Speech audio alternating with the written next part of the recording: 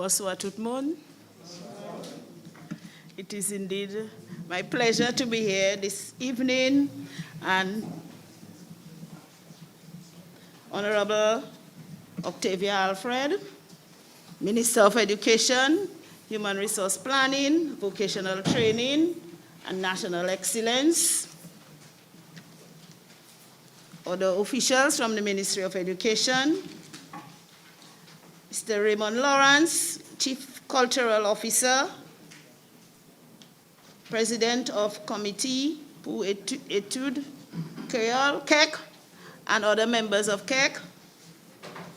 Our presenters for tonight, Mrs. Charlene Christian White, Miss Magali Celestine, Miss Ashma McDougall, Dr. Barry Kazimi, Dr. Kimon Joseph, Gregory Rabess, Mrs. Delia Coffee Weeks,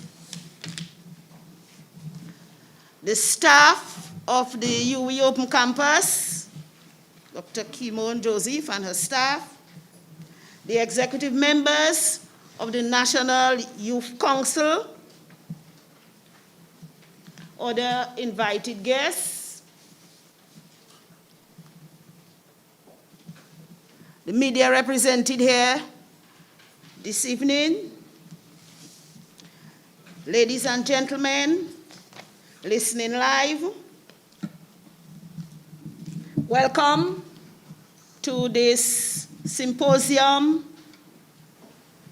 Language and Cultural Preservation, the Impact of Creole on the Dominican Education System.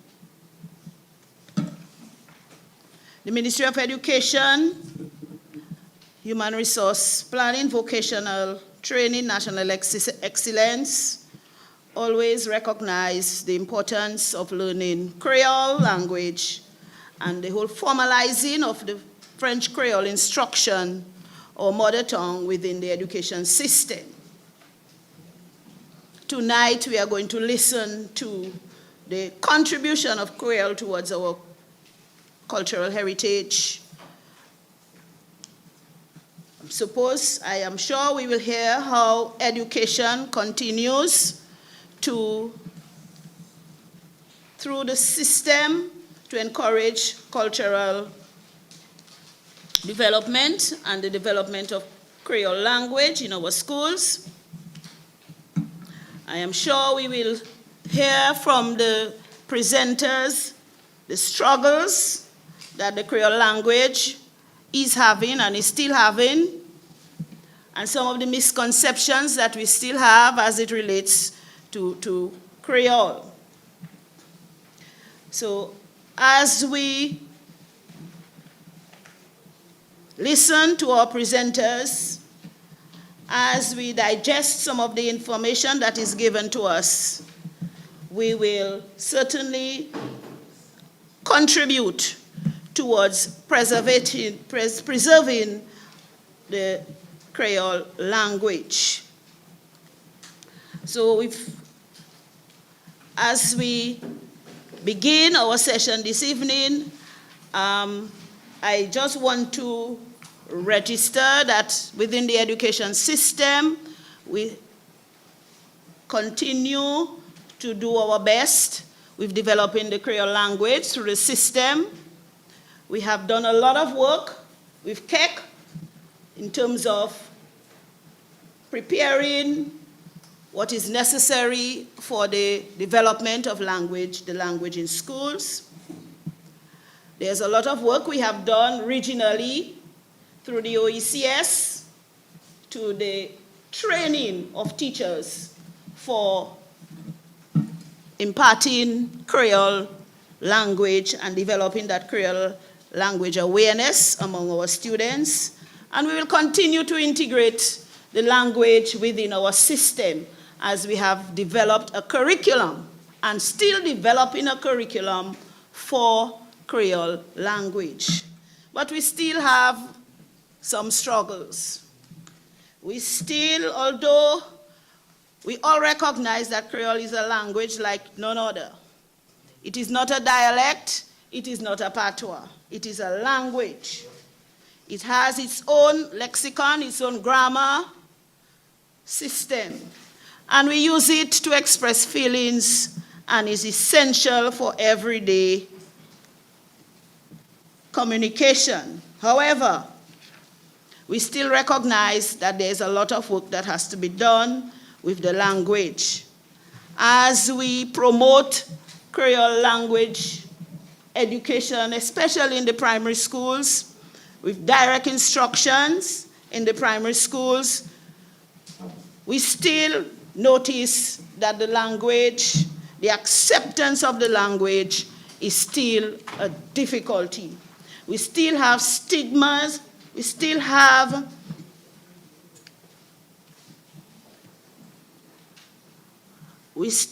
challenges.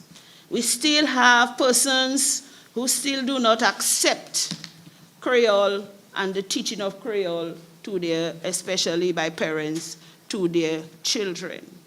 So there's a lot of work we have to do in terms of changing people's mindsets, changing people's attitudes towards Creole language and Creole language instruction. There's still a lot we have to do to help to make Creole language come alive and with providing engaging, meaningful activities for our students. And there's a lot of scope with the development of the Creole language in Dominica in a number of areas. There's a lot of scope for research in Creole language. There's a lot of work to be done in terms of creating and developing pedagogical tools to teach Creole. There's still some work to do in terms of standardizing some aspects of the Creole, and even to find Creole textbooks that can support an academic program in our schools. But anyway, the Ministry of Education supports this integrated approach, and we will continue to play our part in terms of developing the Creole language and making the language more popular and developing a second language among our students. With these few words, I just want to say it's a pleasure to be here tonight, and we want to wish you welcome, and we want you to enjoy tonight's activity and to participate fully in tonight's activity. And welcome to one and all.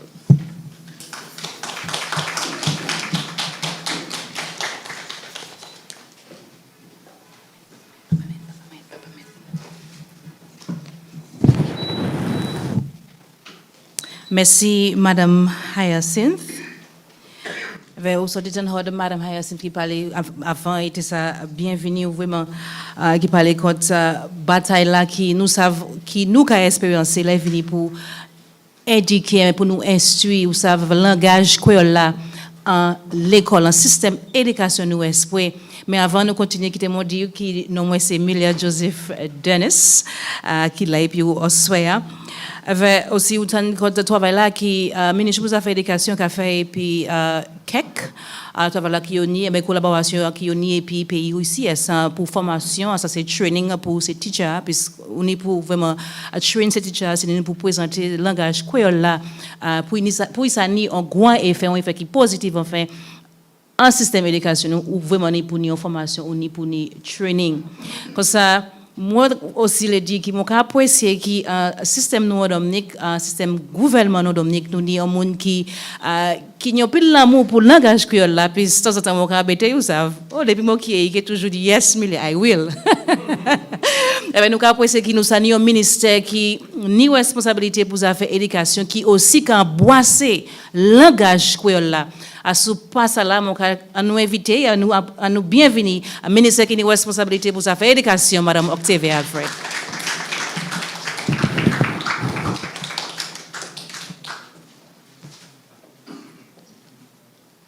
Good night, everybody.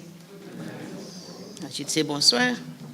Mrs. Hyacinth, Permanent Secretary in the Ministry of Education and other Ministry of Education officials. Mr. Raymond Lawrence, Chief Cultural Officer. Mr. Leroy Charles, Proprietor of Quail Heartbeat. President of CAREC and other members, presenters, moderator, media, everybody. Bonsoir. Creole is not broken French or broken English. Creole is a language on its own. Creole is also a people of French, Spanish, and African descent. So in other words, moi c'est Creole, ou c'est Creole, nous c'est Creole. The word Creole is all around us, from how we season our foods to how we build our houses. Creole surrounds us so much that if you ask 20 people what Creole means, you may get 20 different answers. Creole represents our historical and multi-ethnically created and enduring culture, which unites us to our long, rich history, heritage, and our traditions of people for whom either from the color of one's skin down to the use of celery and parsley to season our foods determine our shared cultural identity. We say we are a melting pot.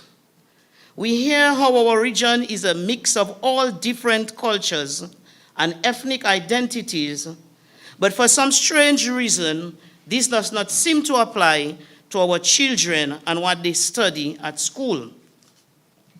I know how hard it is to embrace certain aspects of who we are if people think we are strange or less than if we do or do not do certain things. Example, if I choose to eat my food with a fork alone, or if I hit a wrong syllabication stress in pronouncing an English word, people may make fun of me. What if people would just say, if all those use of pieces of cutlery is not our culture, avec, moi ka di ou, autant manger Creole, c'est pas pour moun manger avec fourchette, touye, avec couteau. Or if I didn't say the English word, I put the wrong stress on the wrong syllable, why wouldn't we just agree that English is a second language to us and move on? If I wear a duet or a madras tomorrow, people are going to be turning their head and asking why, or what's going on today now? What if I simply say, it is who I am, and I just feel like doing that today, and move on? It is not fair. It is not enough to try to create a deep awareness, a broad or simple understanding, and a big celebration of culture of a people and who we are for just 1 month out of an entire year. It is not enough to limit the acknowledgement of our culture to a mere month. Realistically, dedicating a month to our heritage, culture, and nationhood of who we are and what we stand for will not suddenly make everybody celebrate who we are and take time to learn more. It will not. I do not worry anymore about being judged about our heritage because I have found out that either way, people are always going to judge you. When I go to certain villages, I am called Kalinago. When I go to Kalinago territory, I am not accepted as Kalinago because I am Quail for true. And I will always be Quail. We have done a lot of talking and we have done a lot of work about the development of the Quail language for years. But honestly, we have rooted and we had trunks and we had branches. Maybe we even had flowers. But the fruits are not in abundance and variety. However, I commend the effort of all who have been and are still fighting to preserve the language and to make it more prominent. Sometimes we stress too much on the budget we need to make things work, and not enough on the effort and commitment that it requires. All hands on deck can yield amazing results. I'm not a talking person. I'm an action person. We get all excited about the Quail language as we have done for years. But when it comes to get down to do the work, to lose the sleep, too often our first questions are, how much and who paid me? We have to move on despite our challenges if we really say we have the passion. Teaching English is becoming easier because our Quail is disappearing, yet our students are not performing at their best.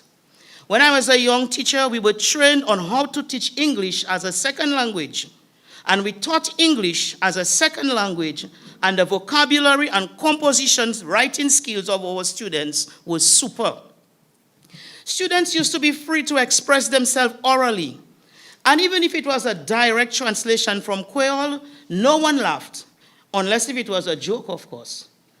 It was a kalalu, but we understood, and students spoke freely while the teacher would note common errors to herself and prepare mini lessons to address these errors. For example, yeah, mwete ale kote ma tante.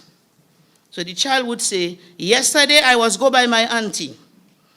There was no fancy, big, heavy curriculum guide, but teachers knew that they had to prepare some mini lessons on the use of past tense in English. The charts in the classroom had Quail on them. I even remember one.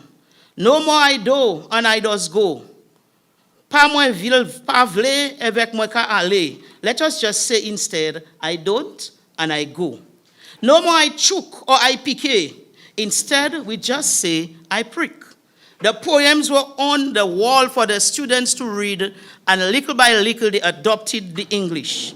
We taught certain meaning of words using what children knew. Example, you will tell the class, how do you call a chicken in patois? And they say, pool. And you write P-O-U-L, pool, on the blackboard. Then you add T-R-Y with it. And you say this word is poultry. And then you draw the relationship between pool and poultry and chicken. You didn't even know that. And then would say, what is alive in patois? And they'd say, vivant. And then would explain vicarious, vitality, all of those words that have to do with vive and la vie, because that's what they knew. Students' vocabulary was rich, and even if they had no dictionaries, they knew meaning of words, and it was easy to teach and learn English, standard English too, and concepts. It is sad that today on Quail Day, it's mainly the teacher who teaches the French who leads the assembly. Because most of the other teachers, all they can say is, bonjour, with a big laugh as if it's a nice joke. But tonight, I am here to ensure that some action is taken to start the ball rolling. I really hope the work will continue on a simple curriculum. Sometimes we fail because we complicate and sophisticate simple things. Let us keep it simple. However, for now, a simple 2-page guide will be ready to be sent to the schools by the end of this term. This will be directed at 2 levels, primary and secondary. The document will be used by all schools to conduct a simple program called a 5-minute pause for the Quail cause. This program will be conducted in term 3. All schools will be given the option to choose when their 5 minutes will be, but the entire school must pause at the same time. School will use the simple guide to engage the students daily for 5 minutes in Quail exercises. Schools are encouraged to use a nice cue to alert students of the 5 minutes. Maybe a special ring by the bell, and we can call it Son Quail La. Or a piece of Quail song on the school speaker. And when those children hear that, they know, drop everything and get ready for 5 minutes. Take a 5 minutes pause for the Quail cause. So, by June, all of our students should be able to hold a basic Quail conversation. Bonjour, ça qu'a fait? Moi là, pas trop mal. Et ou même? Moi bien. Non, moi c'est. Moi ka rester avec maman, moi avec grand-maman, moi. Simple. No writing yet. No writing. No spelling about accent, guava and accent, or the rest of it. just oral language, conversational, and singing a few songs. So, if we are serious, let's move on, because we have dwelt in this month for too long. It is time to move forward. Therefore, I take pleasure in launching the 5-minute pause for the Quail cause, which will begin at all schools in term 3. I challenge you tonight, and trust me, I will be fully involved. God bless you. God bless Dominica. God bless Quail. Bode Benny Quail la. Boswe.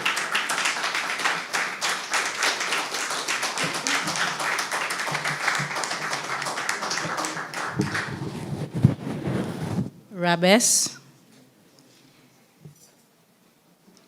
Mr. Lawrence, Wadix, et nous savons pile les autres moun créoles qui là, content, ça Madame Octavia sorti dit.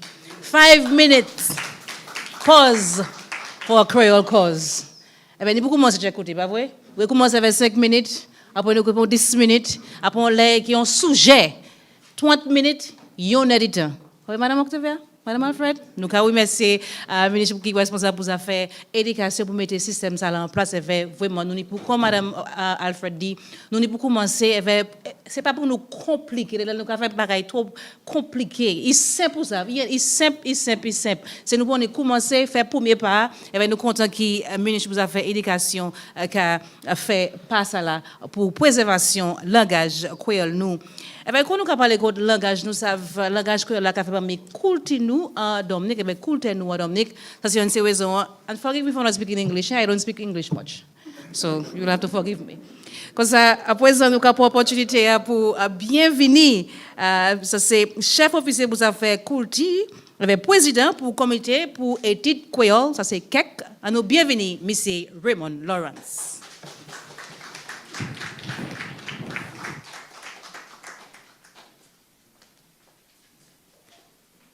Thank you very much. Honorable Octavia Alfred, the Minister for Education, Mrs. Chandler Hyacinth, Permanent Secretary in the Ministry of Education, organizers of the symposium tonight, Creole Heartbeat magazine, headed by Leroy Wadix Charles, Ministry of Education, National Youth Council, and the UE Open Campus, the head of the UE Open Campus, Dr. Kimon Joseph, and the staff members of UE Open Campus, our presenters tonight as part of the symposium, members of KEC, Comité pour Études Quail, all the media houses carrying this event live, and listeners to all the various radio stations. Ladies and gentlemen, bonsoir tout le monde. Bonsoir, nous oui merci bon Dieu, parce que nous pas ça fait rien sans bon Dieu. Et puis c'est bon Dieu qui a nous la vie et puis la force pour nous faire tout ça nous né pour faire. Bonsoir, nous parler contre la langage créole a dit dans le système éducation nous. Où là nous sorti, où là nous y actuellement et puis où là nous voulons aller avec créole nous. So this evening, we thank God for life and for all the grace He gives us every day to do what He wants us to do. I congratulate the organizers of this symposium because I think it's very relevant and timely in the sense that it's very critical that collectively we all as a people in Dominica give all the support we can to the further promotion and preservation of our beautiful Quail language. At this symposium, I believe we will aim to assess the present status of the Quail language in Dominica, where we've come from, where we are today, and where we would like to go in terms of the further promotion and preservation of the Quail language. So the way I see it is this evening we are taking stock of the journey of Quail language development in Dominica, especially in terms of education.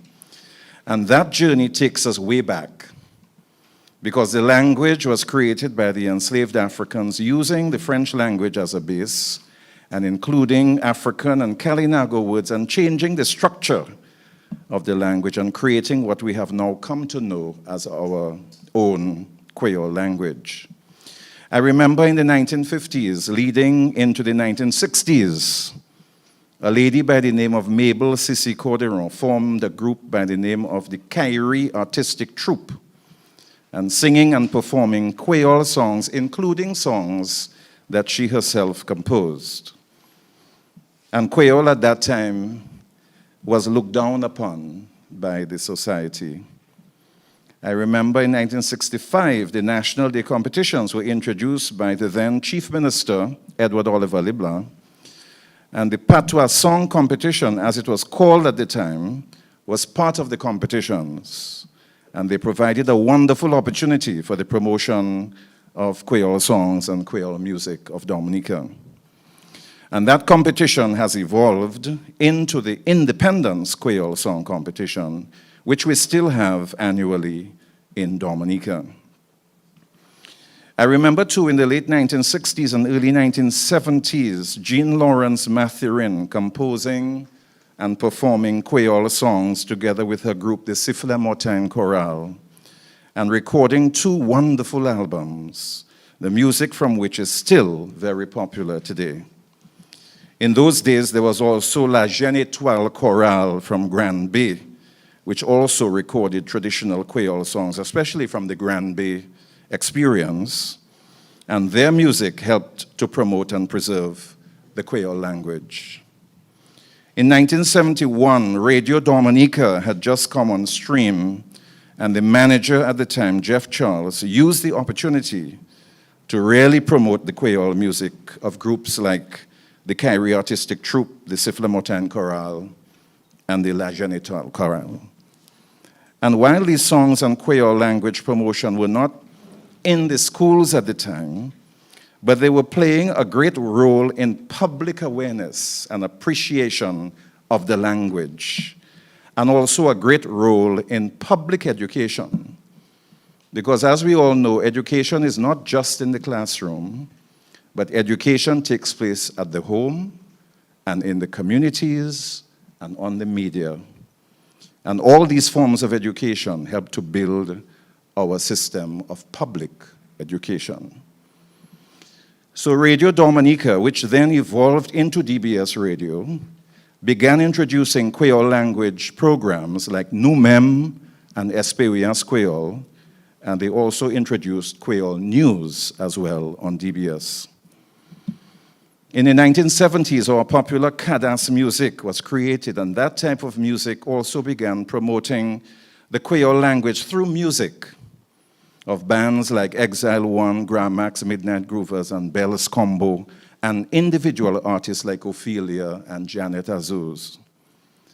In 1981, when Alwyn Bully was Chief Cultural Officer, the Comité Poétique Quail, KEC, was created, and Heritage Day and Creole Day were introduced into the independence celebrations, and the Creole Dictionary was researched, compiled, and published through the hard work of persons like Marcel Fontaine, Felix Henderson, Sonia Agpa, Gregory Rabess, Sonia Lloyd, Arlington James, and Sonia Rivera.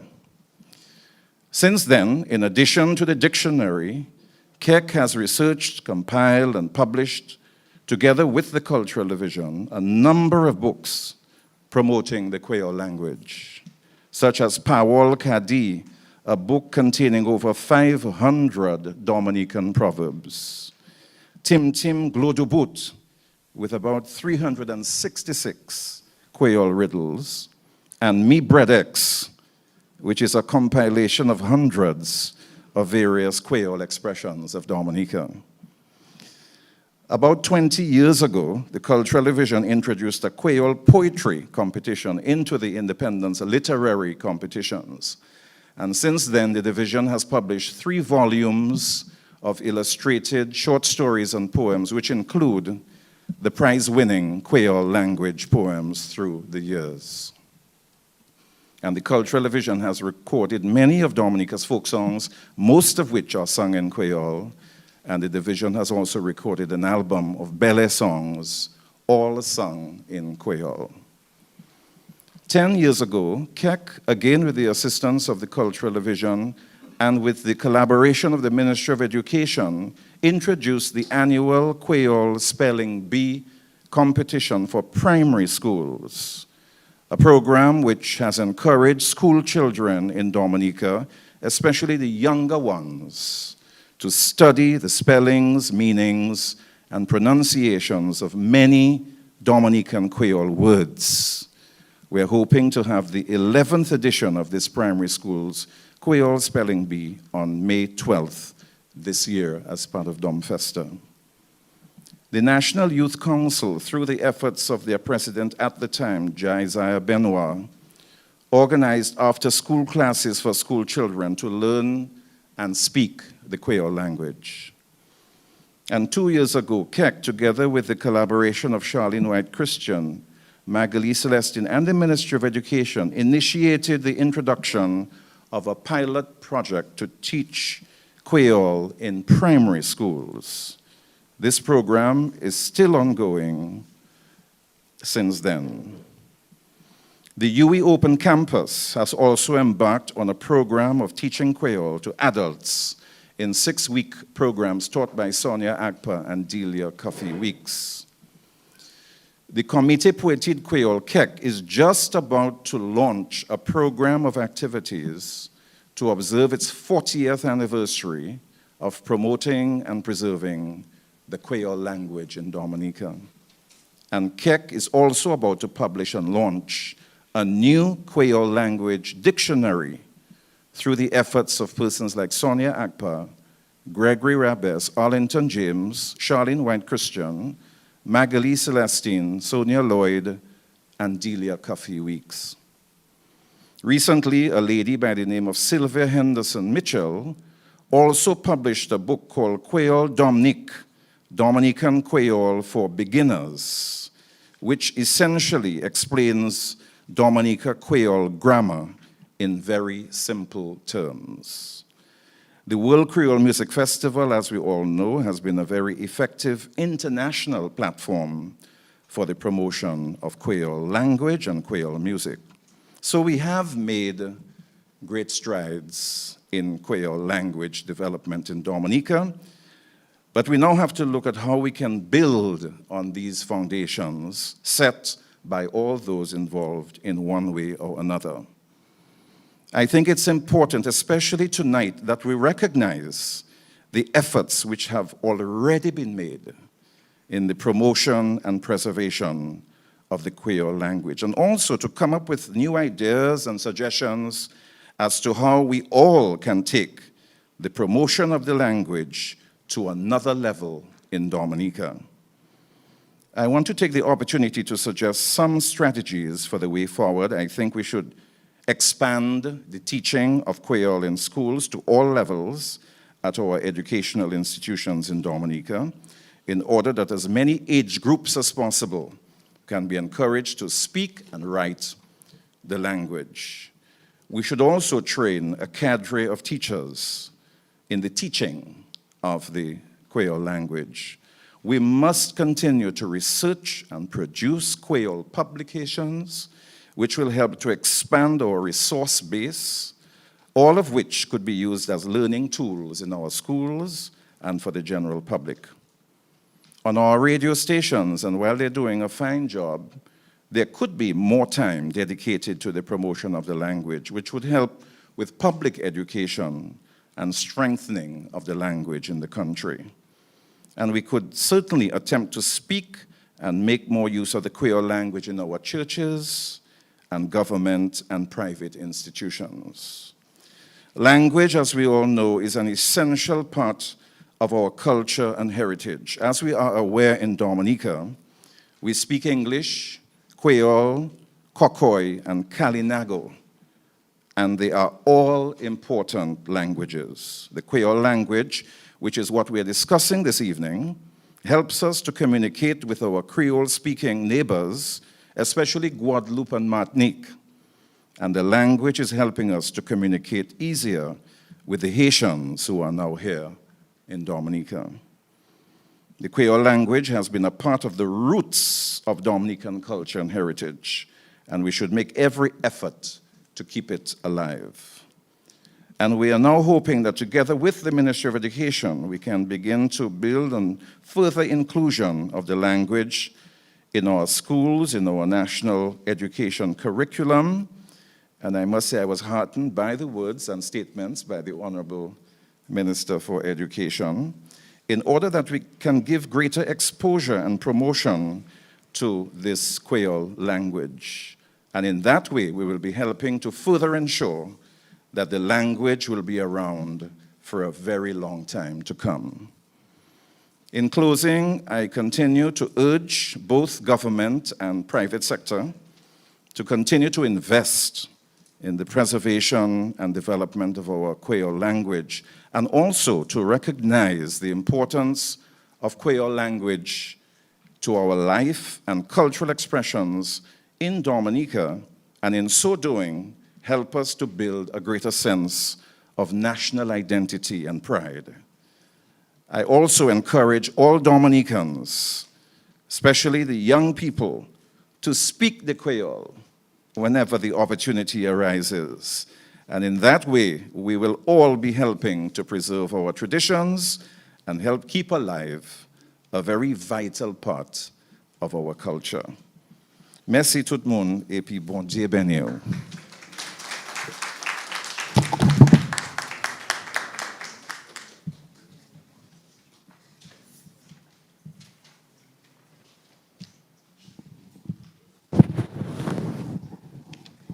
Merci, Monsieur Lawrence. The Creole Symposium is carried live on the Digital Channel 3, DBS Radio, QFM, Kyrie FM, live stream on the Multi-Solution Inc., MO News, and DNO. We say special thank you to our contributors and sponsors.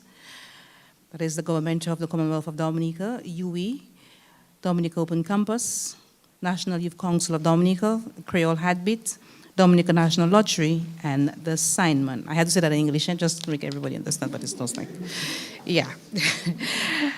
Quand ça nous a commencé à discuter, parce que c'est raison qui nous là, enfin, au soir, langage, avec préservation culture, avec effet qui Creole ni à ce système éducation nous. Mais on savait toute discussion nous besoin modérateur. C'est un plaisir pour nous aller modérateur nous aujourd'hui quand Madame Delia Coffee Wicks qui c'est un officier agriculteur en division pour affaires agriculture. Aussi c'est un monde qui apprend monde comment pour converser en langage créole. Et ça prend place en université UI ici même. Madame Wicks il en bachelor sciences en travail social hod UI. Ici un membre groupe culture avait un membre comité pour études créole kek. Madame Wicks ici un monde qui a pour tirer formation mais ça nous qui est training ça fait parmi programme qui ministre pour affaires éducation ni pour instruire langage créole parmi l'école primary en pays. Madame Wicks a écrit un livre un nom de l'histoire Dominique pour division pour affaires culture. Elle a déjà participé, elle a gagné ça c'est compétition pour écouter en affaires poésie en année 2019. Oui, Dominique a présenté Madame Wicks et puis on l'honneur pour contribution qu'il fait pour développement programme pour affaires éducation et préservation culture Dominique. Et Madame Wicks c'est un moment qui dit il pas besoin pièce saison pour porter au douillette. You're wrong. But for the sake of our listeners, let me introduce our moderator here this evening, Mrs. Delia Coffee Wicks, who is an agricultural officer within the Division of Agriculture and the Fundamentals of Conversational. You see? Morilang. Conversational tutor at Open Campus Dominica. She holds a BS in Social Works from UE. She's a member of the Rosa Cultural Group and the Comité pour études Quail Cake. Mrs. Wicks is involved in training teachers as part of the Ministry of Education's program to introduce Creole in primary school. She has written a book of folk tales in Creole and English, L'Histoire Dominique for the Cultural Division, and has also participated in and won the Independence literary competitions in poetry and short stories. In 2019, The University of the West Indies Alumni Association awarded Mrs. Wicks with the Arts and Culture Award for her works in the development of programs for education and preservation of Dominica's culture. Let's welcome our moderator here this evening, Mrs. Zelia Coffey Wicks.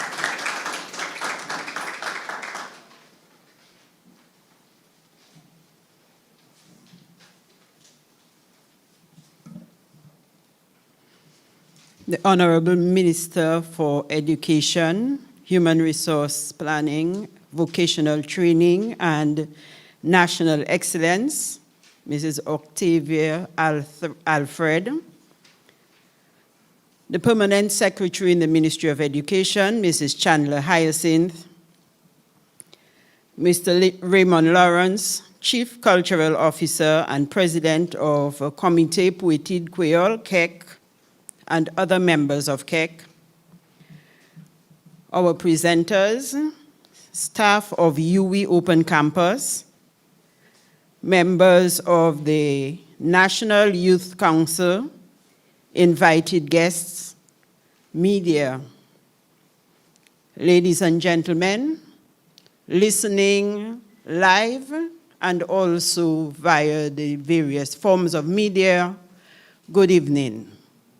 Bonsoir. Bonsoir tout le monde. Now, I smiled when I considered my role as moderator, and I am wondering whether a man had been chosen, whether he would have been the fatherator. So you see, there we go again, playing with the English language. And because it is not our first language, we play a lot with it. So it's not moderator, but I have turned it to moderator. So, we are here this evening, and I am going to tell you how we're going to conduct this symposium so that it can go very quickly. There are different segments, and I will introduce each segment as it comes up. I will tell you who the presenters are. I will ask you to listen carefully and take note of your comments and questions. Because what may happen is that some of the questions you may have in one segment may be answered by somebody else. At the end of all of the presentations, we will have a short period for questions and answers. So just take note of your questions and comments, and sometimes if you have nothing else to say, you can congratulate the presenters because they would have had to do enough work to prepare for this symposium. So, je regarde tout le monde qui a écouté nous aujourd'hui, nous avons fait un bon travail. En Dominique, nous avons commencé le travail là longtemps, mais nous n'avons pas quitté en cuisine et puis la fumée. Actuellement, nous avons mené à l'école, nous avons mis center stage, nous les mené à parlement, nous les mené tout partout. Parce qu'il fait nous tout kawe, Creole, c'est pas un langage pour moun qui pas ni bon l'esprit parler. Creole, c'est une langue par quoi. Et puis c'est là pour nous mettre là ici posé. So, in the first instance, the teams will have 15 minutes. So each segment will be 15 minutes long. If there is one presenter, that person will have 15 minutes to present. If there are two presenters, they will share the 15 minutes between them. So we're not going to keep this thing going too long. And what I will do, I will also serve as a timekeeper. So as people are getting closer and closer to the end, I will indicate to them that it is time for them to wrap up their presentations so that we can go through this very quickly. So in our first segment,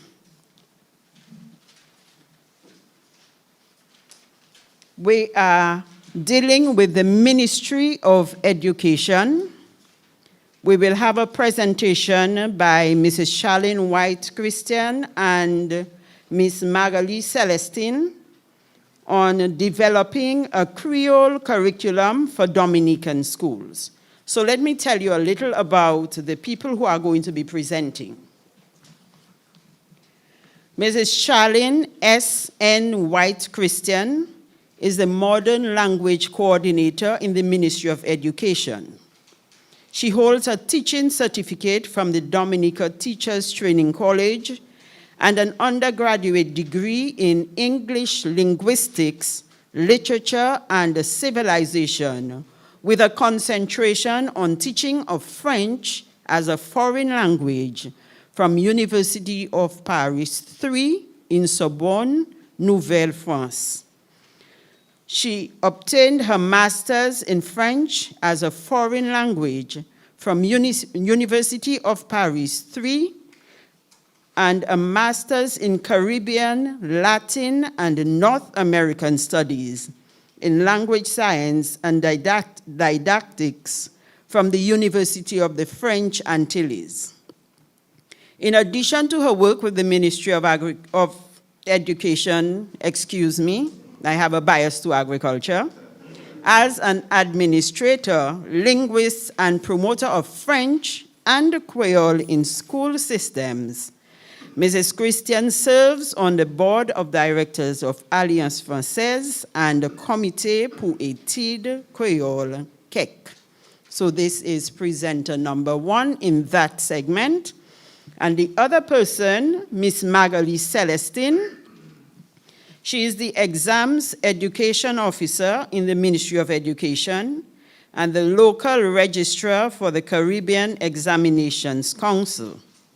She holds a bachelor's degree in English linguistics, literature, and civilization, and a master's in the teaching of French as a foreign language from University of Paris 3, Sorbonne Nouvelle in France. She also holds a master's in educational leadership and management from UWI. Magali has had over 20 years experience as an educator, and she worked at Isaiah Thomas Secondary School and the Northeast Comprehensive School. She is a member of Comité pour Études Creole. So ladies and gentlemen, we begin segment 1, developing a Creole curriculum for Dominican schools, and the presenters will be Mrs. Charlene White Christian and Ms. Magali Celestine.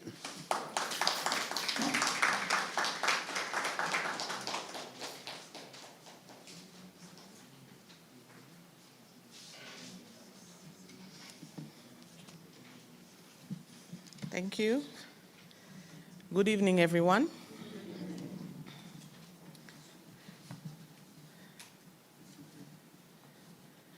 As Mrs. Wicks indicated, Ms. Celestine and myself will share our time, and I will present a little more on the language and the language acquisition, and Ms. Celestine will focus more on the curriculum guide. Language is a part of the cultural richness of our society and the world in which we live and work.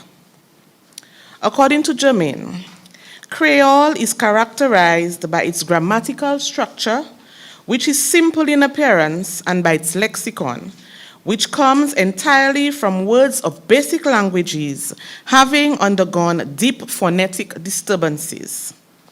In his work, Germain introduces the Creole language as being internal, which consists of a system of phonetic elements, a grammatical system, and a lexicon. The question, what is a Creole language, remains a complex one. Many Creolists agree for the moment to characterize the Creole language like a linguistic system including or understanding 3 essential components: a history related to colonization, a socio-linguistic structure evoking the genesis and the process of creolization, a statute and a function determined in the social corresponding continuum. The best theory to explain the birth of this language is based on genetic monoassumptions, which supposes the genesis of rudimentary language subjected to the needs for communication between culturally disparate communities within a colonial framework.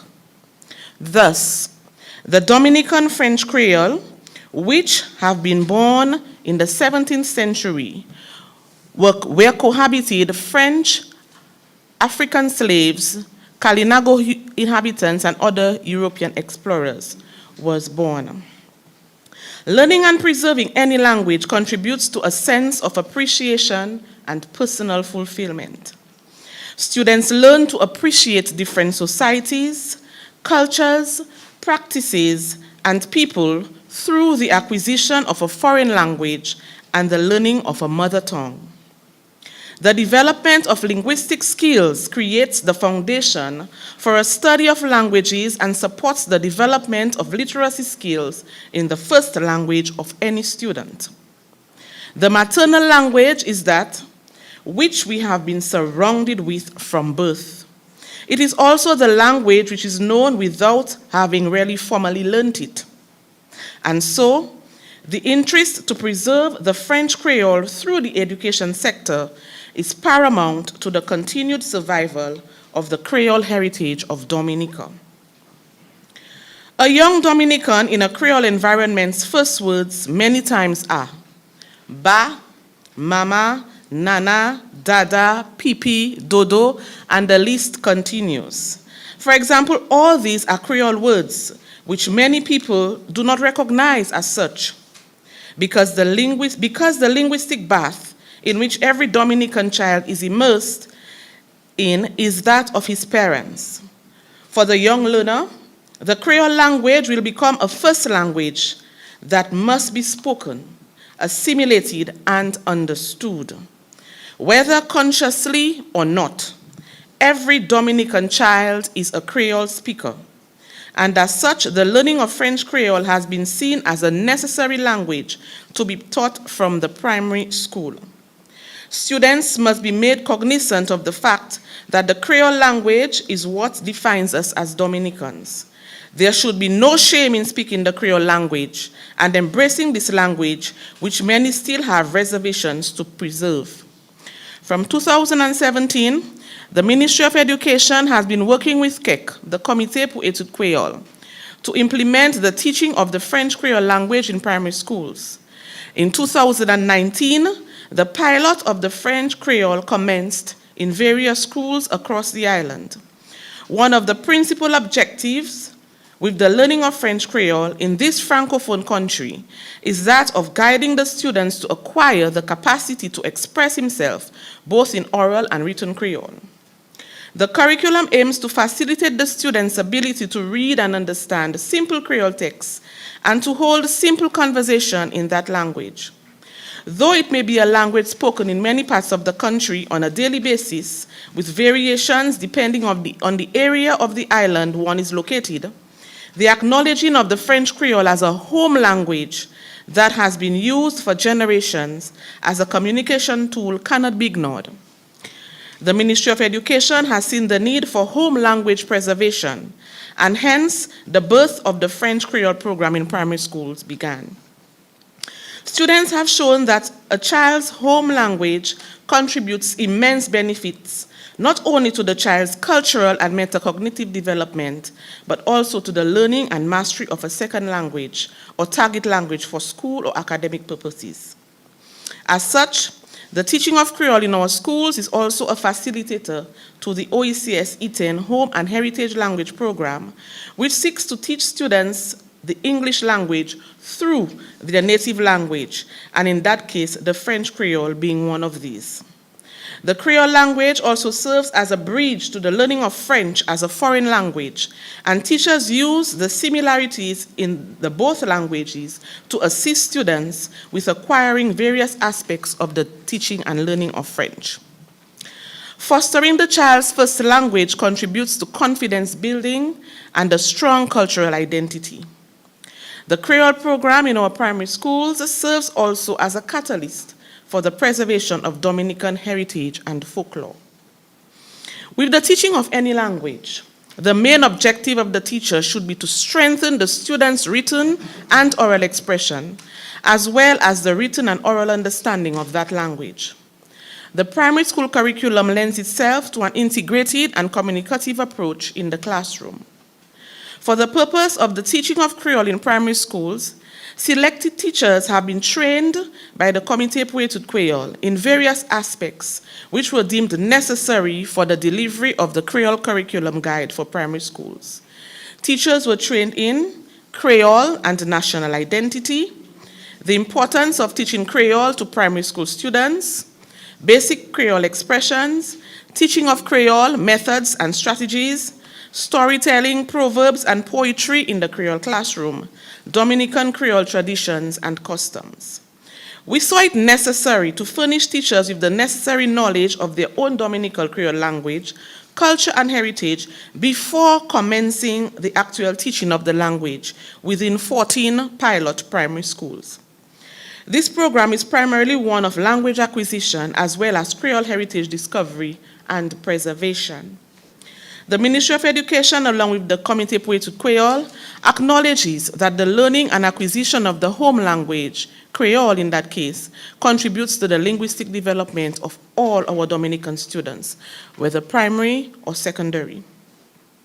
The Creole Curriculum Guide, which was developed to facilitate the learning of the language, aims to ensure that all primary school students who study Creole are able to discover the similarities and differences between the English language and the Creole language, apply linguistic knowledge to understand and communicate using basic concepts of Creole, foster pupils' appreciation of Creole and of learning language in general, and develop pupils' awareness of and respect for fundamental values that are common to all Creole societies. The curriculum was developed using the communicative approach and was based on the same method and structures used in teaching the modern languages, French and Spanish on island. The guide has been designed to develop all the competencies of the pupil, but focuses mainly on the oral competency in Creole. This approach will allow for the uninhibited development of the oral skill, leading to more confident speakers. Nonetheless, the success of such an approach is based on the linguistic competencies of the primary school teacher and the abilities to provide the pupils with a variety of real-life situations and opportunities to practice the language concepts. To date, we have seen a great interest in students who are not only native Creole speakers, but those in the areas where the French Creole is never or hardly ever spoken. As part of the program, Creole has been scheduled only once per week for one 20 to 35-minute period as an introduction to the language. Students have been taught the language in the first instance as a language of communication. The pilot program has been very successful so far, and parents are very receptive. Along with the guide, teachers use various publications of the Communicative Approach Quail, namely L'Histoire Quail, Mi Bredex, Chante Dominique, Powell Kadi, along with a few others. I will now pass on to Ms. Celestine, who will take us through the Creole Curriculum Guide, which is currently being piloted. Thank you.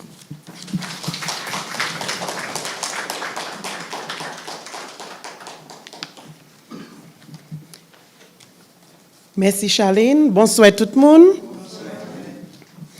It has been observed over the years that the Creole language is spoken less and less among Dominican youth. Could it be a self-fulfilling prophecy of the social commentary found in the lyrics of the late Pierre Labassière? Moi ka changé. Les moins te tout petit, moi ka changé. Les moins te ka l'école, mettre l'école, te ka bat enfants, en la kou l'école, pour langage créole. Moi ka songe l'aime te tout petit, en commencement, l'aime te ka l'école, mettre l'école, te ka bat enfants, en la kou l'école, pour langage créole. Wait a minute. Could this really be a contributing factor that explains the near extinction of the Creole language that we are experiencing? In that era, schools were placing heavy emphasis on the acquisition of the English language, impressing upon the correct use of standard English without nurturing the mother language, Creole. Home and schools provide the perfect environment for developing communication skills. KEC, in seeking to carry out its mandate of language preservation, has embarked on one of many projects, the development of a national Creole curriculum guide for primary schools. One may wonder, what is a curriculum guide? There are several trends of thoughts and definitions, but tonight I will single out the definition by D.F. Brown, 2006. He coins a curriculum guide as follows: all student school experiences relating to the improvement of skills and strategies in thinking critically and creatively, solving problems, working collaboratively with others, communicating well, writing more effectively, reading more analytically, and conducting research to solve problems. Indeed, languages are part of the cultural richness of our society and the world in which we live and work. Learning any language contributes to a sense of appreciation and personal fulfillment. Pupils learn to appreciate different societies, cultures, practices, and people through the acquisition of a language. The Creole Curriculum Guide is in an attempt to better equip pupils with rich linguistic and cultural understandings of our Dominican Creole. The introduction of Creole at the primary level will allow the pupil to develop a strong sense of cultural identity and appreciate the mother tongue. With this in mind, the program will be structured in such a way so as to capitalize on the emotional and playful aspects of learning in order to build the children's oral skills. Let's look at the methodology. The proposed methodology is one which will allow the pupils to interact with each other, the language itself, and its culture through a number of fun-filled games.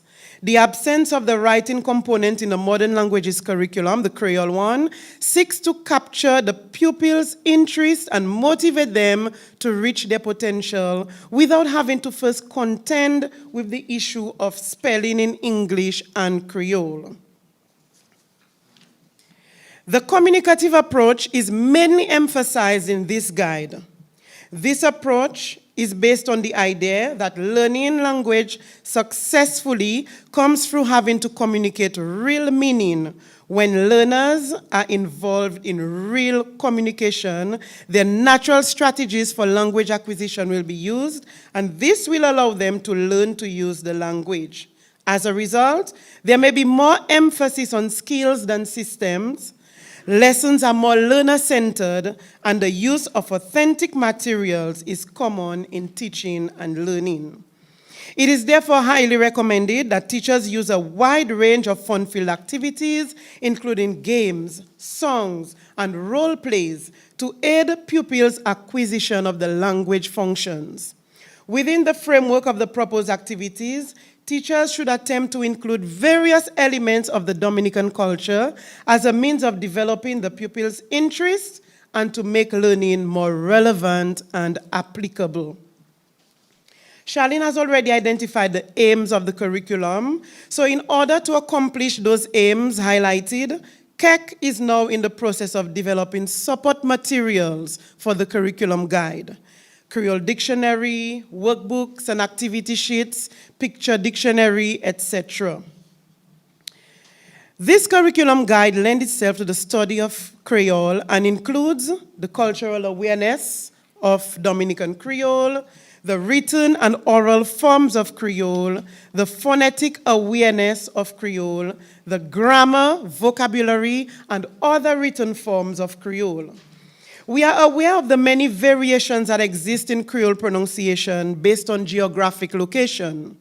KEC intends to address these in teacher training modules to help teachers and learners understand the variations and embrace them as part of the language learning experience. So for example, in some areas you will hear more, sometimes you will hear moins, glow or dlo, point or pont, Sukuyan or sukunyan.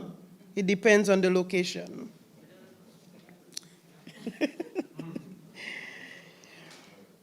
Okay, the development of linguistic skills creates the foundation for the study of languages and supports the development of literacy skills in the first language of the pupil. The 4 communication skills are listening, speaking, reading, and writing. How are the competency skills treated in the curriculum guide? For listening and responding, the learners will be able to listen attentively, communicate effectively and fluently, using appropriate structures for multiple purposes and different audiences. Learners will be able to respond to very simple and basic commands in the Creole language by using a range of familiar spoken phrases to a clear model of standard language. In developing speaking, the learners will be able to respond orally to simple questions and give basic information. Learners will be able to use set phrases and pronounce sound patterns using proper intonation in Creole. For reading skills, the learners will be able to read and understand a wide range of age-appropriated printed texts to communicate effectively in Creole. Learners will be able to recognize and read out a few familiar words and phrases presented in clear script in a familiar context. And for writing skills, learners will be able to produce simple basic sentences in the target language by the end of grade 6. So here are some recommended assessment methods. Assessment in the Creole language at the primary school level focuses mainly on the conversational aspect of the language. It is highly recommended that the Creole language be allotted a minimum of 2 20 to 35-minute weekly periods per grade. This will permit teachers to consolidate the concepts taught in previous classes. In an attempt to maintain the pupils' intrinsic motivation, the current program recommends the use of more authentic assessment methods, including but not limited to portfolios, teacher observations, oral interviews, and pupil self-assessment. Pupils from kindergarten to grade 2 should not be given any written test or exams. 1 written exam will be given to pupils from grades 3 to 6 per term of no more than 1 hour long. There should also be no more than 1 written test given per term and 1 marked quiz. In terms of grading and scoring, pupils will receive a letter grade for grades K to 2 and a score for grades 3 to 6, which will become part of the pupils' final grades on their report cards. In conclusion, this CAC project, as Charlene said earlier, started in 2017 and was completed in 2019. From September 2019, the National Curriculum Guide was piloted in 14 primary schools around the island in collaboration with the Ministry of Education. The pilot will be conducted over a 3-year span and will be reviewed in 2022 after much deliberation with teachers and students who interfaced with the content and materials. CAC anticipates a positive review of the curriculum guide and an eventual rollout across all primary schools in Dominica. The work of CAC continues in the development of other curriculum guides up to the tertiary level, as well as supporting materials for both teacher and student use. CAC also appreciates this new initiative, A Pause for the Creole Cause, starting in term 3 of the 2020-2021 academic year, as announced by our dear minister. Together, we must. Vive Quail en Dominique, vive Kek. Merci autant, merci en pile, merci tout bonnement.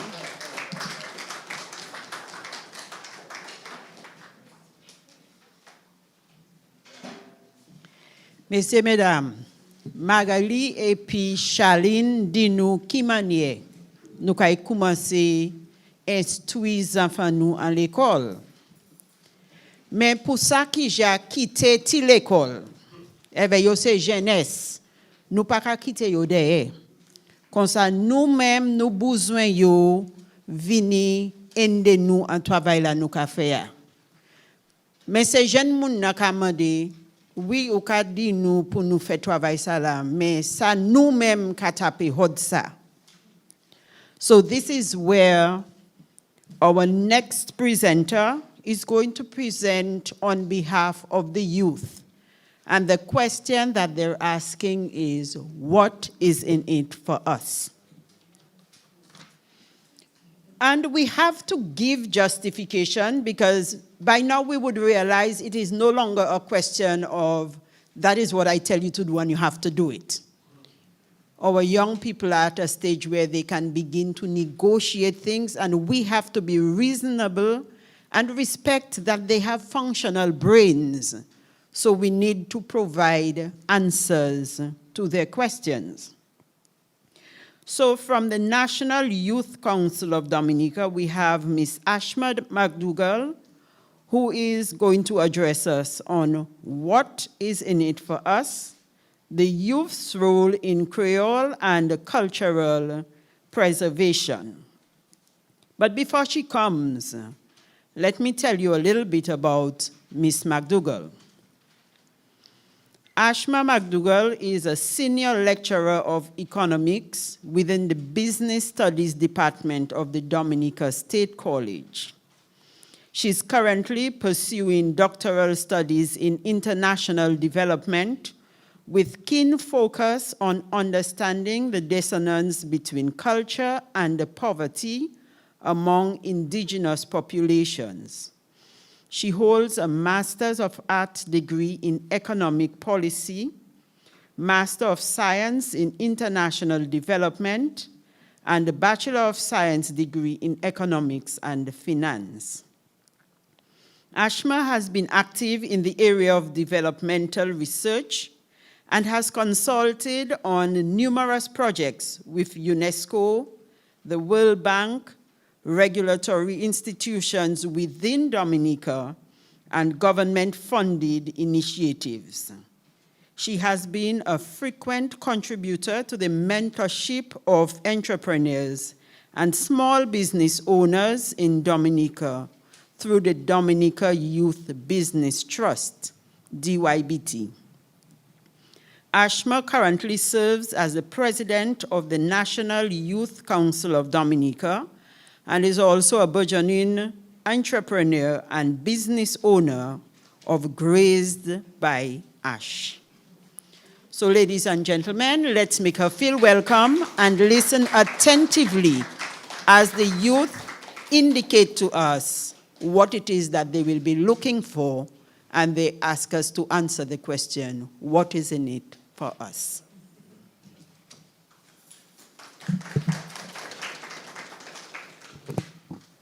Good evening to everyone, or bonsoir. I start off with a quote in saying that the future is in the eyes of the youth and not in the minds of the old. I have been invited to present this evening, and my presentation is channeled through the lens of the youth. Quite fitting, because my doctoral research focuses on poverty and culture among indigenous populations, specifically Kalinago people, hence my passion and enthusiasm being here this evening, participating in this discourse. Culture, I mean, we've defined it before. The presenters before me have defined it, speakers before me have defined it, and I just want to say that culture has the power to transform societies, strengthen local communities, and forge a sense of identity and belongingness for people of all ages. Can you go back? Okay. Right. Youth, to understand our role and to understand exactly what's in it for us, we really have to understand who are youth in Dominica. According to national policy, youth falls within the age spectrum of 15 to 35 years. In the context of this research this evening, it is important to also look at youth who are much younger. And with the introduction of Creole in our curriculum, obviously it means that we are targeting younger individuals at the primary schools, and research suggests that reconditioning and as well retention of knowledge is most successful at that age. Now, behind me is a young individual, and I found it very fitting to include him in my presentation this evening. We've heard it from the minister, as well we've heard it from our last presenter, But this young individual went viral on social media, and it was an attempt to sing the song that we've been singing this evening. So can you hit play? Oh, we don't have volume?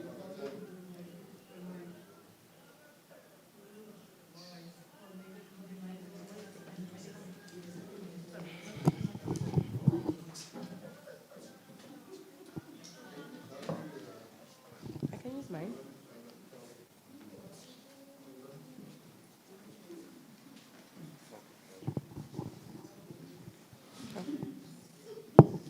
Apologies for the technical difficulties, guys.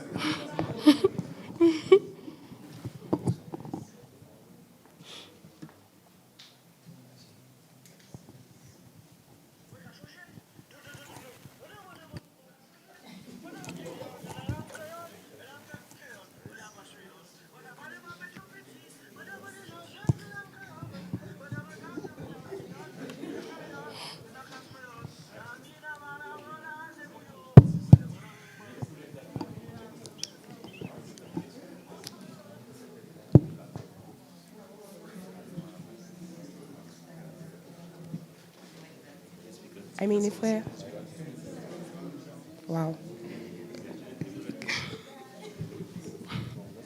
I apologize for the delays, guys. Trust the youth to disrupt things. Sorry.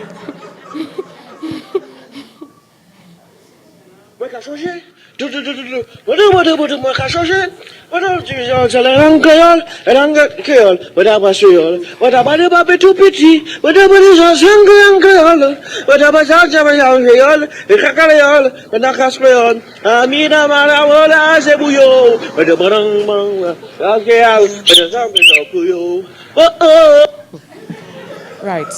So this is real, this is relatable, this is understandable, this is how youth interpret Creole.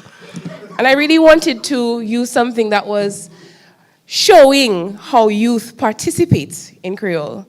I spoke with this young gentleman actually, because I obviously had to seek permission to include his video in the presentation, and he told me he doesn't speak any Creole at all. Okay, so we can move on to the next.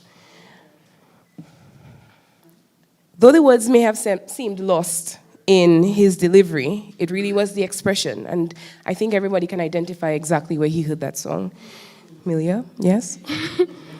Culture, our people's custom, and culture is a broad construct. It's important for us to identify exactly what culture is. And Fackindale 2011 suggests that culture are people's customs or way of life that is passed from one generation to another. For me, I can say being raised by my grandmother, some of the traditions that were passed down was using orange peel in my bush tea as opposed to going to the pharmacy to buy cetamol. So those things I embrace as culture, I accept as culture. Thus I see culture and tradition as the beliefs, the norms, the mores, the heritages, people, the values that distinguishes a group from other persons. In the context of our own Creole culture, we pride ourselves in traditional dress, particularly on Independence Day, and as the minister suggested, it should not only be on Independence Day or during the independence season. As well, our Creole culture also involves music, cadaslypso, calypso, bouillon, and we've had a more modern twist to bouillon even more recently. As well, language. In my opinion, language is the soul of any culture, and as a result, it plays an extremely important role in its preservation. So, at the UE Country Conference in 2017, before Hurricane Maria, I was fortunate enough to participate in that country conference, and my research focused on culture in the Kalinago territory. And it's really what I've gone on to study because I have a particular passion for indigenous populations. Though I may not look it, I am probably quarter Kalinago. And so I did a comparative analysis between youth and as well between persons within the Kalinago territory who were above 40. And as you can see, the dissonance is extremely variegated in that youth saw culture as the cultural dance and as well as craft that are sold in the Kalinago territory.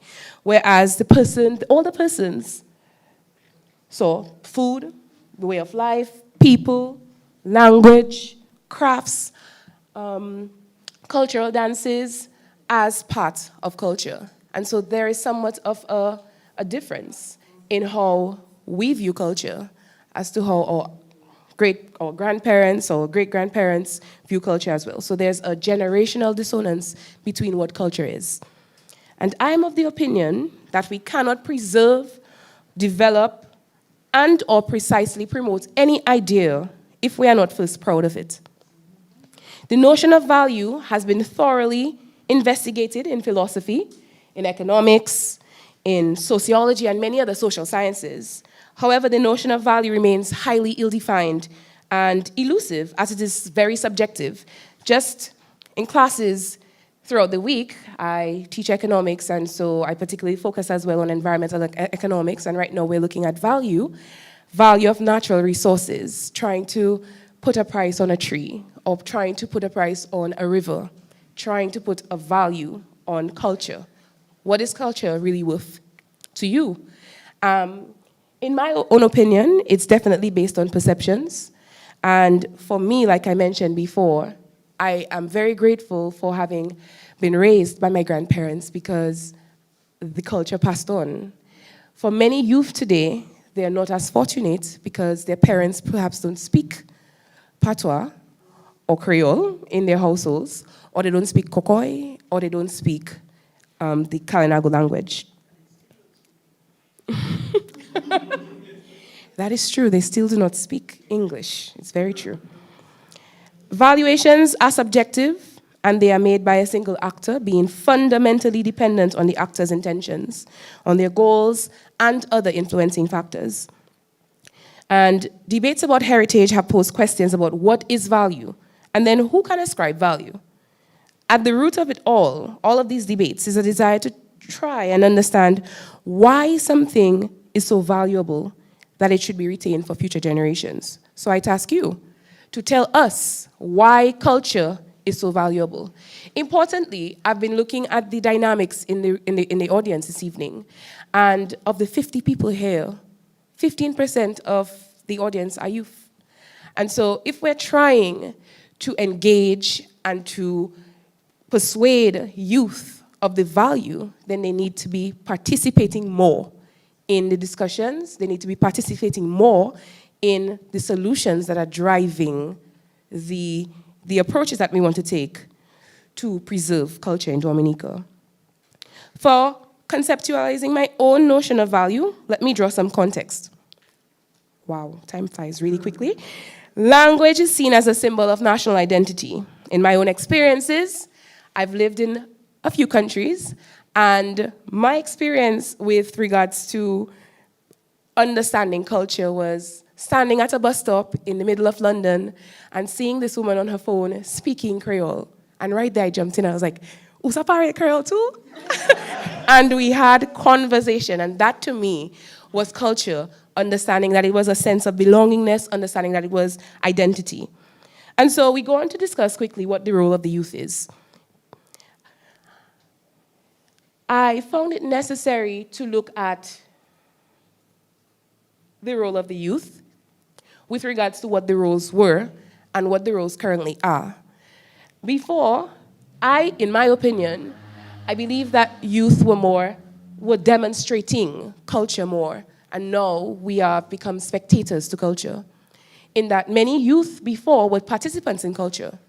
Perhaps you were part of a dance group, a traditional dance group. Perhaps you were speaking the language fluently. And today, we are spectators. I mean, I speak Creole. I did a survey in my class, short survey in a couple classes, just to see how many students actually spoke Creole. And from 15, it was less than 4. I even had a student from Grand Bay who did not speak Creole. And it was quite surprising. At the same time, what were the roles of youth? They were pioneers of culture. I mean, we had the likes of, well, the pioneers of Bouillon, for example. Felix Henderson, Exile One, Gramax, all of these were greats who actually pioneered culture. And now we have carriers of the aspects of culture, meaning they're extracting parts of culture and they're framing it, and we see that culture is evolving today. They educated themselves on the norms and the traditions and values, as I mentioned earlier, but now youth are interacting globally. We are, look at this. I came to present with my phone as opposed to using paper. We are digital. And so really and truly, with regards to youth, to connect with them, you have to connect with them in the ways that they are actually engaging.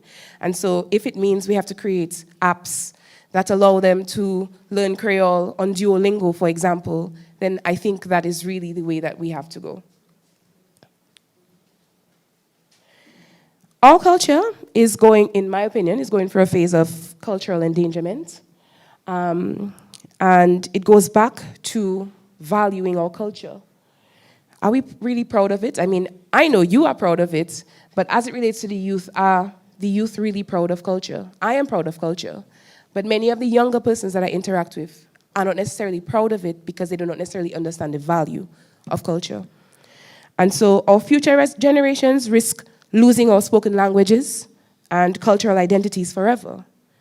And there is an ongoing loss of customs, traditions, and other aspects of our culture that has been taking place at different levels within Dominica. Several efforts to save some of the endangered languages are being made. We have the Kalinago word being introduced every day, and at the same time with the introduction of Creole in the curriculum. But using latest tools and technology is really what we need to engage with the youth and to ensure that culture can be passed on to them. I believe that there is a lack of foresight in thinking about solutions that can help sustain a culture in a holistic way. Technologies that are being introduced are mostly being designed outside the living context and fail to understand the needs of Kalinago, Marigot Kokoi, and even Creole language. I present an opportunity space for design and identify some technologies that might play some useful role in the continuation of our languages. Go to the next. Digitization is profoundly changing our cultural experience, not only in terms of new technology-based access, production and dissemination, but also in terms of participation and creation. In an armed conflict of disaster situation, culture is particularly at risk, owing to its inherent vulnerability and tremendous symbolic value. And at the same time, culture is a driver of recovery. Language, as we've seen, is often a symbol of our ethnic and our national identity. And so, I implore you to engage more with the youth, engage more with them to participate in the solutions that we are driving to save our language, and at the same time, ensure that we are not necessarily losing our identity to recognize a disappearance of Dominica's culture in the future. Thank you.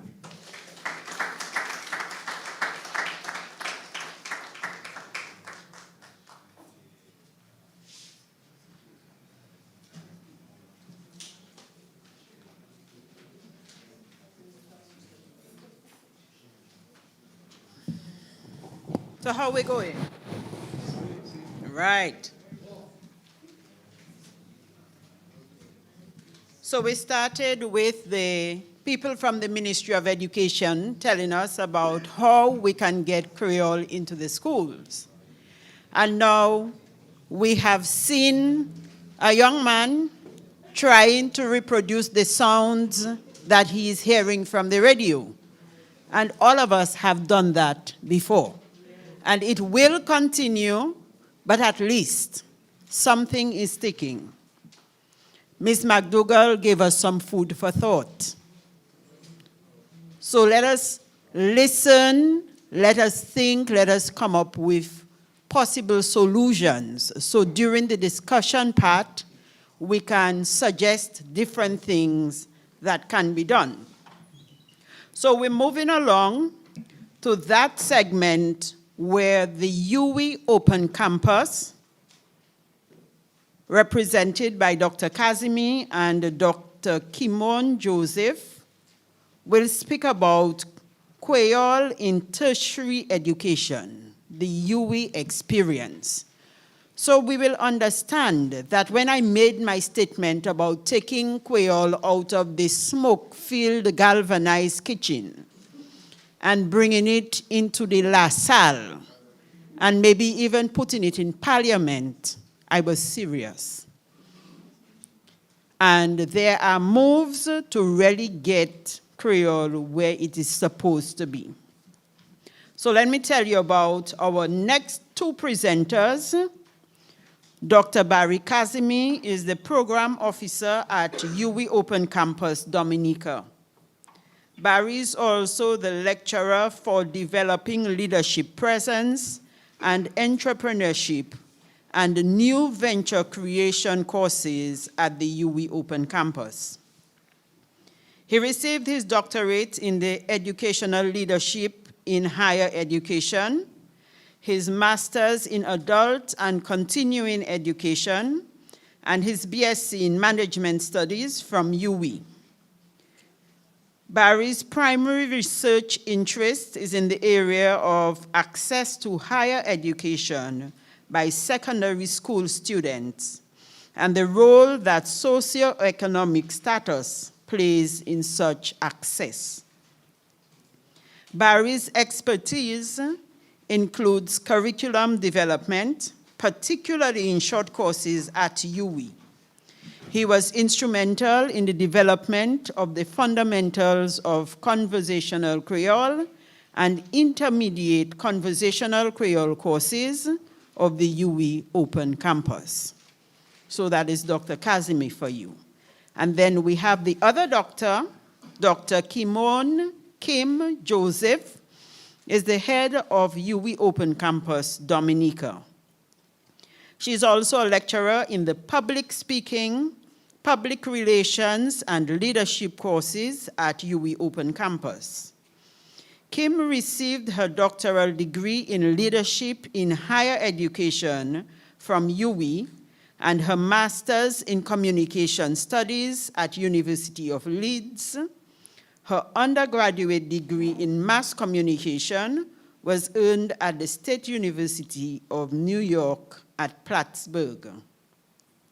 Kim's area of expertise is in the area of student retention and student access in higher education, particularly in programs facilitated using ICT tools. So, Ms.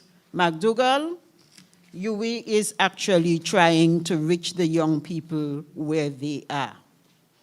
And I can also tell you before both Dr. Kazimi and Dr. Joseph come, that for the people who troll Facebook, there are a number of Creole sites, Creole Caribbean, and all of the different things where people are making the effort to teach themselves and to engage other Creole-speaking people.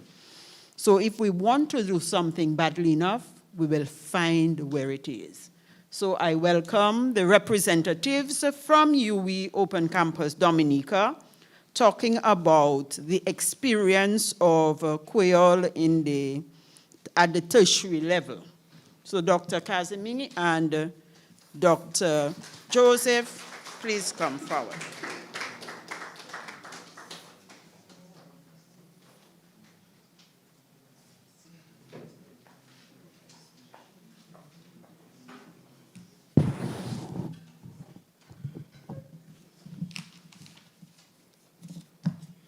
Bonsoir tout le monde. Moi, Lady Creole Heartbeats, avec Ministry Éducation, avec ces jeunes gens-là. Nous sommes bien contents pour participer à un symposium ça avec Zol. Nous allons parler contre les affaires éducation avec Creole. In his take on modern life in Dominica and St. Lucia, Dr. Didicus Jules, the current Director General of the Organization of Eastern Caribbean States once said, and I quote, "More and more, we become more cosmopolitan in our outlook, in our taste, in our aspirations. Our dreams are no longer in Quail." End quote. For our part in this Creole Symposium, UWI Open Campus Dominica wishes to showcase that, in our own small way, we have been working for the preservation of the Quail language. In the few minutes allotted to us, Dr. Barry Casimir, Program Officer, and I will discuss how our site of the UWI Open Campus has been working alongside our colleagues at the university to propel Quail into the sphere of tertiary education through the development, delivery, and management of 2 Quail courses: Fundamentals of Conversational Quail and Intermediate Conversational Quail.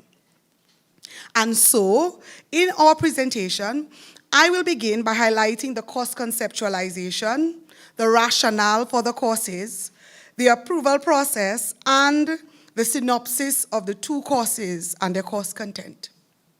Later on, Dr. Casimir will highlight aspects of quantitative and qualitative data that we collected from course participants about their experience. Our hope is that our presentation will demonstrate to all of you that, for the most part, though Didicus Jules may be sadly correct, we at UWI Open Campus still do, in fact, dream in Quail. Firstly, we'll look at the course conceptualization.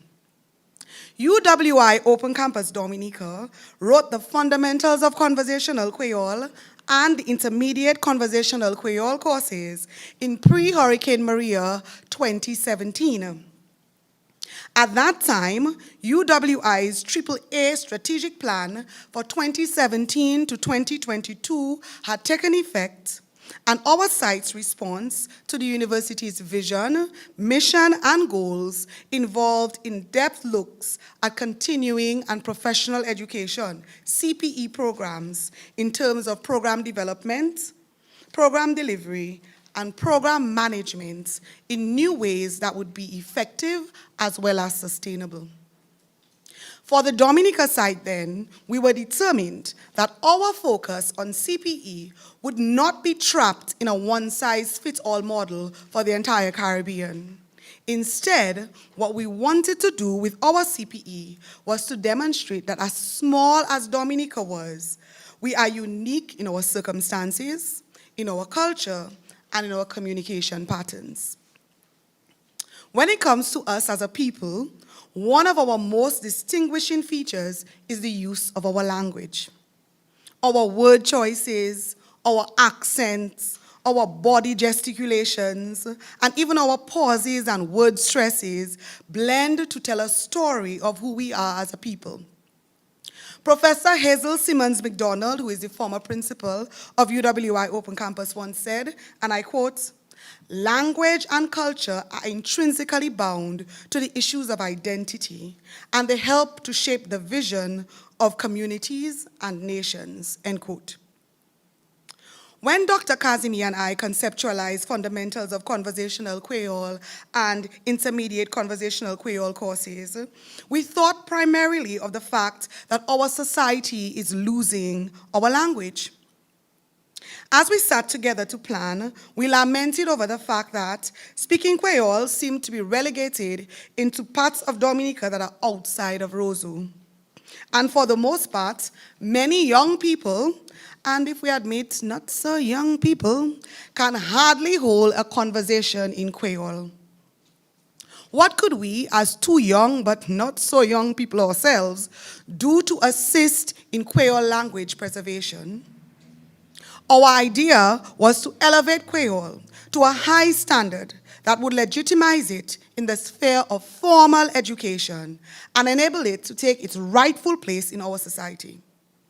Establishing Quail in formal education settings through the creation of language courses that would withstand the rigorous academic quality assurance, and be delivered using effective and innovative information and communication tools would make it possible for anyone, anywhere, to share in the educational experience. In other words, our vision for these Quail courses was to propel them into tertiary level at the world-class University of the West Indies, so that anyone, Dominican or not, who wanted to learn to speak and write Quail would be able to participate successfully. What was our rationale then for the course? So, this in essence was our general thinking as we sat down and began processing what we wanted the Quail language teaching and learning in tertiary education to be. Yet, the point of this education, the point of any education really, has to be how is the learning going to influence the broader, bigger picture? In other words, how would it ensure that our people's quality could be maintained and preserved? The continuing and professional education Quail courses at UWI Open Campus aim to build the capacity of participants in written and spoken Quail. The courses provide fundamental learning in the functional areas of written and spoken Quail. They empower learners to comfortably communicate with others, like elderly, as well as nationals from the French-speaking islands of the Caribbean who are unable to communicate in standard English. This fosters lasting and stable relationships. However, this quality doesn't only have social benefits, but it's also good for business. Being formally trained in speaking and writing Quail automatically puts any multilingual person ahead of his or her peers when competing for jobs and high prestige positions. UWI's Quail courses are tailor-made for individuals working in the service sector and who are dealing with Haitian nationals as well as French nationals from Guadeloupe and Martinique. The courses ensure that all participants gain the necessary knowledge, skills, and competencies in conversational Quail, enabling them to make a difference in the service sector. More and more businesses are working closely with other companies in other countries. They need many different kinds of workers who can communicate in different languages and understand other cultures. No matter what career one chooses, a second language will be a real advantage. A technician or a salesperson who knows Quail can work successfully with many more people and in many more places than someone who knows only one language. So, I've talked about the concept of the Quail courses and the rationale for their development. I will now move on to talk a little bit about the synopsis of the courses. These CPE certificate courses in Fundamentals of Conversational Quail and Intermediate Conversational Quail are 2 6-week, 18-contact-hour intensive courses designed to help students attain basic skills of speaking, listening comprehension, reading, and writing in French Creole, also known as Quail. In the first course, Fundamentals of Conversational Quail, communicative competency skills are stressed with particular emphasis placed on the oral comprehension and conversational fluency. The course provides an introduction to Quail that is spoken in St. Lucia, Dominica, Guadeloupe, Martinique, Haiti, and parts of Trinidad. It is aimed at learners who can speak a little or who have no prior knowledge of Creole. It teaches the fundamentals of the language in terms of words and sentence construction, as well as grammatical and phonical language techniques to help develop proficiency and language competency in Creole.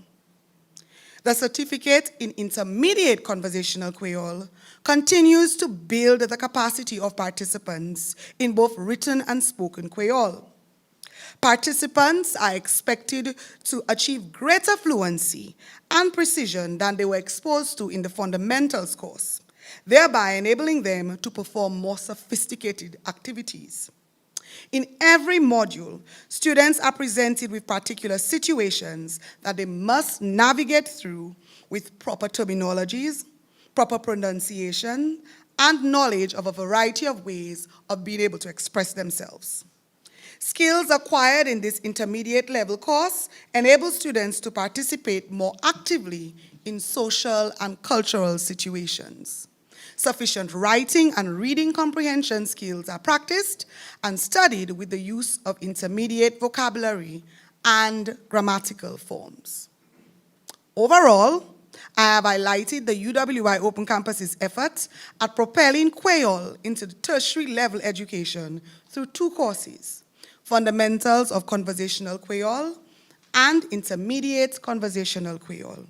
So, Minister, we know that you say that you're not a person of talk. We at UE are not people of talk either. We are people of doing too. I now give way to Dr. Kazimi, who will present an analysis of the quantitative and qualitative data of students' experiences with Quail in tertiary education in Dominica. Dr. Kazimi.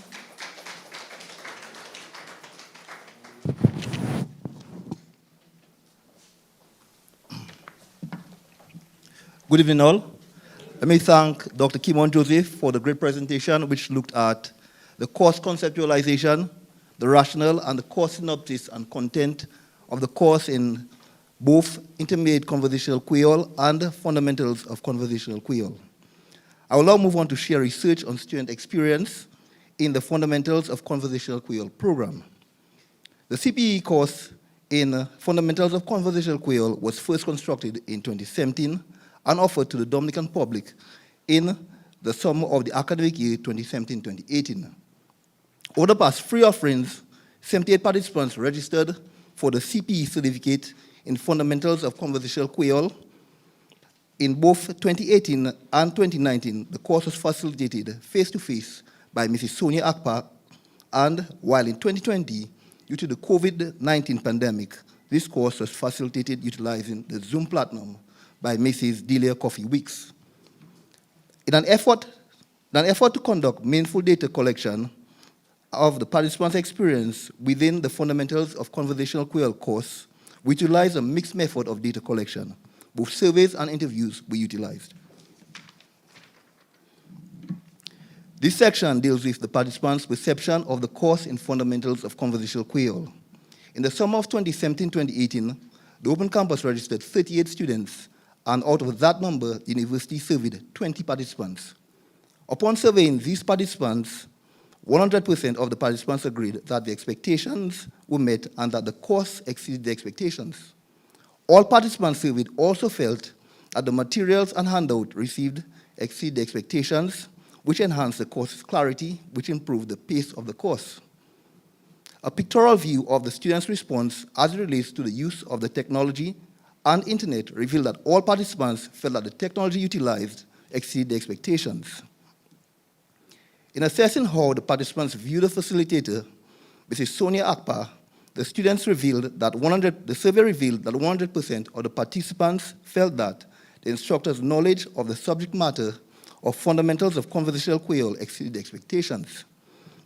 The survey also revealed that the participants felt that the instructor was adequately prepared, which manifested in effective communication that enhanced the way the instructor responded to the questions during the Fundamentals of Conversational Creole class. In sum, all students surveyed from 2017-2018 intake concluded that the instructor established a positive rapport with them, which facilitated self-directed learning. In the words of one participant, and I quote, "I'm very impressed with the course and the way it was delivered by the tutor." Another participant stated, "Mrs. Akpa was excellent. She is a very knowledgeable teacher." In 2019, the site registered 18 students and surveyed 15 participants. The survey revealed that 100% of the students felt that the course in Fundamentals of Conversational Creole fully exceeded their expectations. They also felt that the course objectives were clear, which enhanced the pace of the class. 100% of the respondents also stated that the materials and handouts exceeded their expectations. All respondents surveyed also felt that the class location and technology were excellent. As it relates to the facilitator, Mrs. Akpa, 100% of the respondents felt that the facilitator's knowledge on the subject matter exceeded expectations. The survey also revealed that the facilitator's level of preparedness was excellent, which encouraged effective communication. In the words of one student, and I quote, "The course was very informative. I'm happy it was made available so I could participate. I learned and grew. Next time around, I'll do another short course for sure." Another participant stated, I quote, I was an absolute beginner, and I am just happy I learned quite a bit. Once the COVID-19 pandemic came about, many students were able to follow via the Zoom platform, which made access to learning easier. Out of 22 participants, 15 participants were surveyed. 100% of the participants felt that the new facilitator, Mrs. Delia Coffee-Weeks' presentations were clear, which stimulated discussion. The survey also revealed that 100% of the participants felt that the instructor's turnaround time to provide feedback on projects and assignments given were done in a reasonable time. In addition, 80% of the respondents felt that this course in Fundamentals of Conversational Quail would enhance their performance within their workplace, while 2 participants felt that it was average and 1 participant felt that it did not enhance their job performance. Lastly, 80% of the participants also maintained that they would encourage another person to engage in another CPE course at the UE Open Campus, while 2 participants felt that the experience was average. In the words of one participant, I learned a lot. I learned so much that it would build me up better, and may God continue to bless the campus to inspire other students and adults who are willing to learn. Thanks again. Another participant stated, quote, "Great information, and I thoroughly enjoyed this course, especially the Zoom platform. The content of the course was very informative, and the presenter was excellent. I look forward to partaking in a future course from the university. I was generally satisfied with the course as the lecturer showed great professionalism and knowledge of the subject matter. As we look forward to future plans for Quail in tertiary education, the Open Campus hopes to engage in more research in the area of Quail. This research is expected to provide valuable insight and evidence-based knowledge for driving and shaping policy in Quail in education, development of learning support materials, and any pilot project involving teaching Quail within schools. We have studied such research exhibition through our first Quail Country Conference, which was done in collaboration with the University of Bedfordshire. We also hope to collaborate with other organizations in an effort to do more symposia to create more awareness of the Creole language. The Open Campus also hopes to work with teachers so that they can improve teaching method in language and contribute more in the classroom in the area of Quail. The Open Campus also hopes to develop courses in Kokoi and the Kalinango language, both at the basic and intermediate level. In the end, we hope that through the development of research and collaboration with other educational institutions, the Open Campus will foster improvement in written and spoken Creole, which will strengthen our connections between our own culture and our everyday life. It is our ultimate hope that in our own small way, we can assure Dr. Didicus Jules and others like Dame Paulette Louisy and the late great Felix Henderson and the late great Marcel Fontaine that we can still dream in Quail. I thank you all.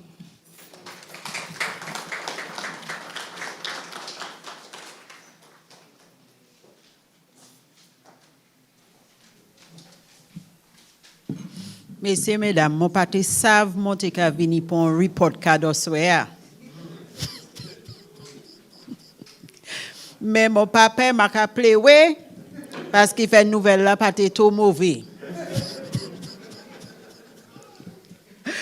So we're at that point where we have heard of Creole up to the tertiary level. But there are those who have been in the Creole business for like forever. And there are questions that we need answered. There are people who are still fearful based on what their dreams in Creole are and what they think are the chances of these dreams being realized before they pass on.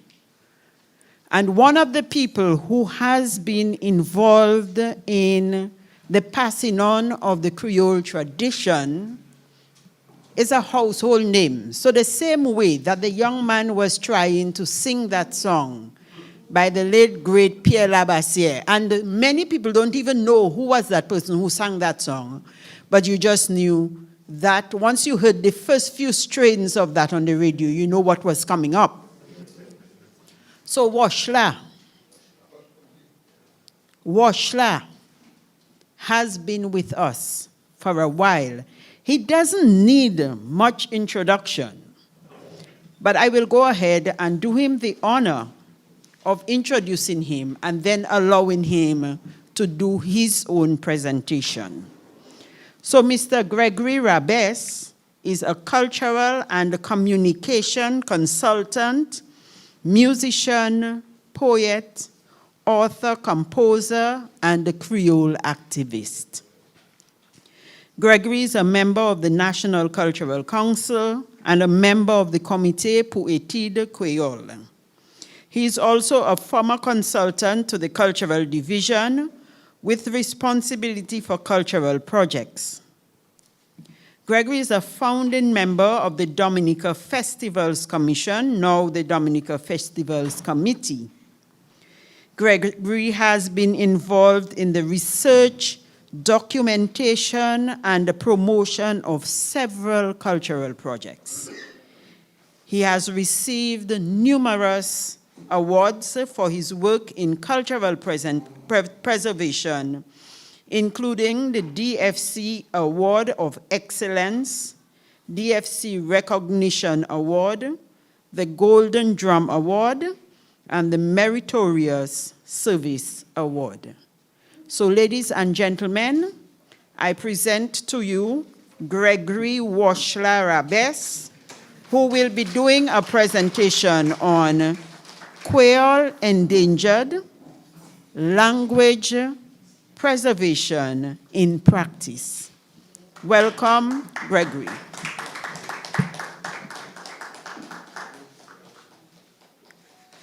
Merci en pile, Dilia. Bien bonsoir, tous ces gens-là qui écoutent nous ici à Dominique, et pas seulement Dominique, il y a des gens en Guadeloupe, Martinique, Haïti, qui écoutent nous, même à Londres, qui écoutent nous aussi, Sainte-Lucie, France. Il y a le monde, tout le monde là qui écoute le programme là. Et bon, présentation, moi. Moi, quand je présente Python en anglais, moi, quand je suppose un jour, avec nous qui organisé pour moi faire présentation ça entièrement en créole. Mais pour cela, moi, je présenter en anglais, surtout en anglais. Okay, so there we put it. So again, let me just recognize all our special friends here, the media, or the minister, and officials and representatives of the media. Okay, basically my presentation has about 4 parts. A quick overview of the language situation, context of endangerment, the sort of a reality check for Creole, because I was asked to do so. Creole en danger, question mark. Est-ce qu'il y a un danger? Est-ce qu'il y a un danger? Qui situation Creole là aujourd'hui joue en Dominique? And then I will take a look as well at practical actions, steps that we can do in different domains to preserve and develop the Creole language and culture. And then I will have some quick remarks to say about the Kalinago and Kokoi as well. But the focus of tonight is Creole. But many of the ideas and the discussions, the context I will talk about basically relate to Kalinago and Kokoi. Okay, quickly, languages in context. According to UNESCO figures, generally, there are about 7,000 languages spoken worldwide. And over 6,000 of those are spoken by indigenous peoples, people like Kalinago, Munkon Kalinago. And there are about just under 300 languages, 276, according to the figures I have here, that are spoken by 1 million or more people. And in relation to Creole, Creole is spoken by over 15 million people. So you can see Creole is in fact a very robust language in relation just to the numbers. Okay? And interestingly, Creole is the majority language in the CARICOM region, because Haiti, with about 12 million people, Haiti is a member of CARICOM. So there you go. Worldwide, about 2,000 languages are at risk of extinction. And language extinction has been going on for a very, very, very long time. Longtemps, langage ka disparaît, on latte. Okay? Some languages die a natural death. Some die as a result of war and genocide, like in the case of Kalinago in some respects. Some die as a result of state policy action. You have prohibitions, and then some languages die through what you call cultural assimilation, and globalization processes. Just quickly, that the French Creole world, just to give it context again, covers the Caribbean and Latin America, North America, the Indian Ocean, like Seychelles and so on, and the diaspora, the Caribbean diaspora and the diaspora of people in Seychelles and Mauritius, and so on. Okay, so that is the sort of context. Now, a language is endangered when it is being assimilated by a dominant language or majority language, when it is banned, as in slavery in the past in our case, and in formal education, when people abandon it for social and economic reasons, when parents no longer teach it to their children, when adults and children no longer learn the language, when it is not being used in everyday life, or when it will become extinct in the not too distant future. And a language is nearly extinct when only a few elders speak that language. And a language is considered extinct when the last speaker who had it as his or her first language has passed on, has died. Creole Adanji.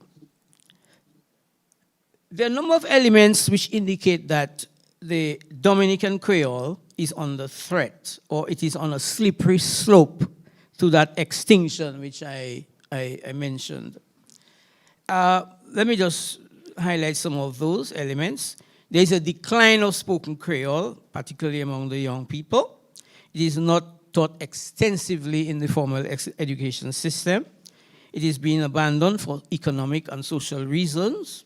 It is used less and less in everyday life.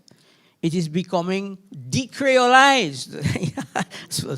I put it in quotation marks, in the sense that you have many English words now entering the language, to the extent that Creole, it can defigure Creole. It will no longer become a French Creole if there's too many English words, that kind of thing. There is the influence of other types of English, like the American English and the Jamaican Creole English as well, in our Creole. There is the current policy climate, or lack of policy, is an issue which contributes to that. An inadequacy or inadequate presence of Creole in the media and in public art. I'll have something more to say about public art, meaning art in public spaces, in the parks and so on, buildings. And we do have a significant amount of negative attitudes or stereotyping of Creole, and many of our elders and our Creole experts are moving on. So these are sort of elements which sends us some signals that Creole is under threat or Creole en danger. But having said that, there's a number of favorable factors, because when we're analyzing the situation of a language, we have to look at what is like a SWOT analysis, so the opportunities and the threats. So there are favorable factors for Creole in our Dominican space. There is certainly a more positive attitude to Creole, favorable attitude to Creole by policymakers and the public generally. There is still a strong presence of Creole activists academics and institutions like UWI and KEC, the cultural division, involved in the promotion and development of Creole. So that is a positive. There is the availability of documentation and teaching materials. That's a plus. There is an increased presence of Creole in social media, the internet, and in graphic media. We're talking about posters and chibisao and all that kind of thing we see around. The proximity to Martinique and Guadeloupe, we're talking about almost 1 million people who speak Creole. That is a plus. That is a contributing factor to sustain our Creole. The presence of the Haitian community here in Dominica, that has been mentioned already. The presence of a standard writing system, what we refer to as the orthography. The presence of important festivals like independence celebrations, Journée Creole, the World Creole Music Festivals, all this feed into the promotion of Creole. We have the national radio station, DBS, with some very important Creole programs, and that has been sustaining the development of Creole over many, many, many years. We are now seeing the availability of Creole classes at UWI and elsewhere in the primary schools. Well, the Creole pilot project there. And the availability of the digital technology, computer technology and internet is a very, very positive factor in promoting Creole, the fact that we have those things. There is still a strong presence of Creole in folk and popular music. We're talking about Cadence, Zouk, Compa, Bouillon, and all the folk Creole ballads and so on. And then we do have still with us, very much so for a very long time, a strong body of research and studies carried out by universities, cultural institutions, and individuals. Good. So why preserve Creole? Why should we just let it die a natural death? Can we keep Creole more? No. Or why should we really beat up ourselves? We're here tonight and the world is listening to us. Why should we preserve Creole? Some speakers before me have linked Creole to the culture. And in fact, Creole is more than a collection of words. It is a culture and it is a heritage. Creole stores our heritage in song, in oral traditions. We're talking about stories, proverbs, tim, and so on. Creole is a key part of our identity. And Creole is key to sustain our keynote festivals, which I mentioned already. That's Independence, Journée Creole, and so on. And our tourism product as a whole. And Creole is also very important for communicating and engaging with other Creole-speaking nations in terms of business, trade, cultural and sporting exchanges, okay? And we're thinking of Martinique, Guadeloupe, St. Lucia, who are most immediate to us. So language, so we kind of agreed that the debate is over. It's not about not preserving the language, it's really going forward. So that is the spirit of tonight's conversation. We pass the debate business, nous finissons plus ça. So, nous avons poussé devant, nous avons tiré ces grosses dans chimie ça, en Creole là. À présent, nous avons les roches là. À présent, nous avons marché chimie ensemble. So going forward, there are several actions that we need to take. We still have to make an assessment of the current state of play situation with regards to Creole. We have to develop a language policy. We have to continue research and documentation of the language itself. We have to develop teaching resources. We have to train the teachers. We have to just speak the language, pass it on. We have to use the language in more domains, in more areas in society. Because right now, Creole is kind of closing down in terms of the limited domains that it was used for. So we're talking about formal education, media, business, parliament, churches, arts, and so on. And also engaging the community and key stakeholders, especially the youth. That's why the representative of youth is here tonight with us to speak to that. And generally promoting favorable awareness and attitudes towards the language and culture. So let me just unpack some of those quickly. In terms of the situation assessment, we need to assess the situation through studies, surveys, and research. And the 2 institutions or 3 institutions that are well placed for that would be UWI, CAC and the Cultural Division to spearhead those studies and surveys on the actual situation in Dominica. We also saw the NYC conducting through or the president here some important work on the Kalinago. So this NYC is a very important stakeholder in the assessment process for the youth. But we also have a very unique opportunity this year to do the assessment of that situation. I'm talking about the housing and population census. We have a unique opportunity to collect data on attitudes and the number of speakers and the degree of fluency, at least those. When we develop the questionnaires and the what do you call them, enumerators, go around and do the house-to-house things. So I'm hoping that the folks involved in the census planning are hearing this broadcast or listening to this broadcast. So we need to include a number of questions on Creole in that census. On the question of policy, we need to develop a national language policy and set up a special task force to pursue that particular matter. At the level of institutions like corporate institutions, public institutions, they need to develop Creole-friendly policies and actions, especially the institutions that have to do with education, culture, tourism, and the media. We need to enact relevant legislation or make changes to existing ones to bring our legislation in line with a new national language policy that would emerge.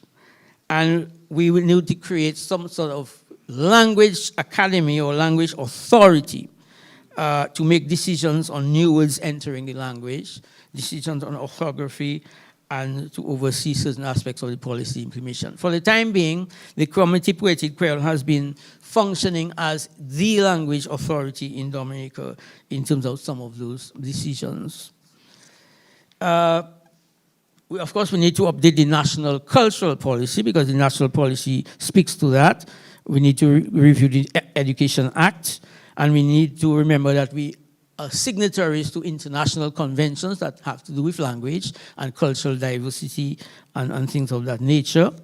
And then the role at the level of policy, the role of the political leadership, very, very important. We know about Edouard Leblanc as the political leader then of the Dominican Labour Party and government, how as a politician and as the political leader, head of government of Dominica, even under colonial rule, of that constraint, what he was able to do in terms of the Creole, the language and the culture, and the symbolism of that.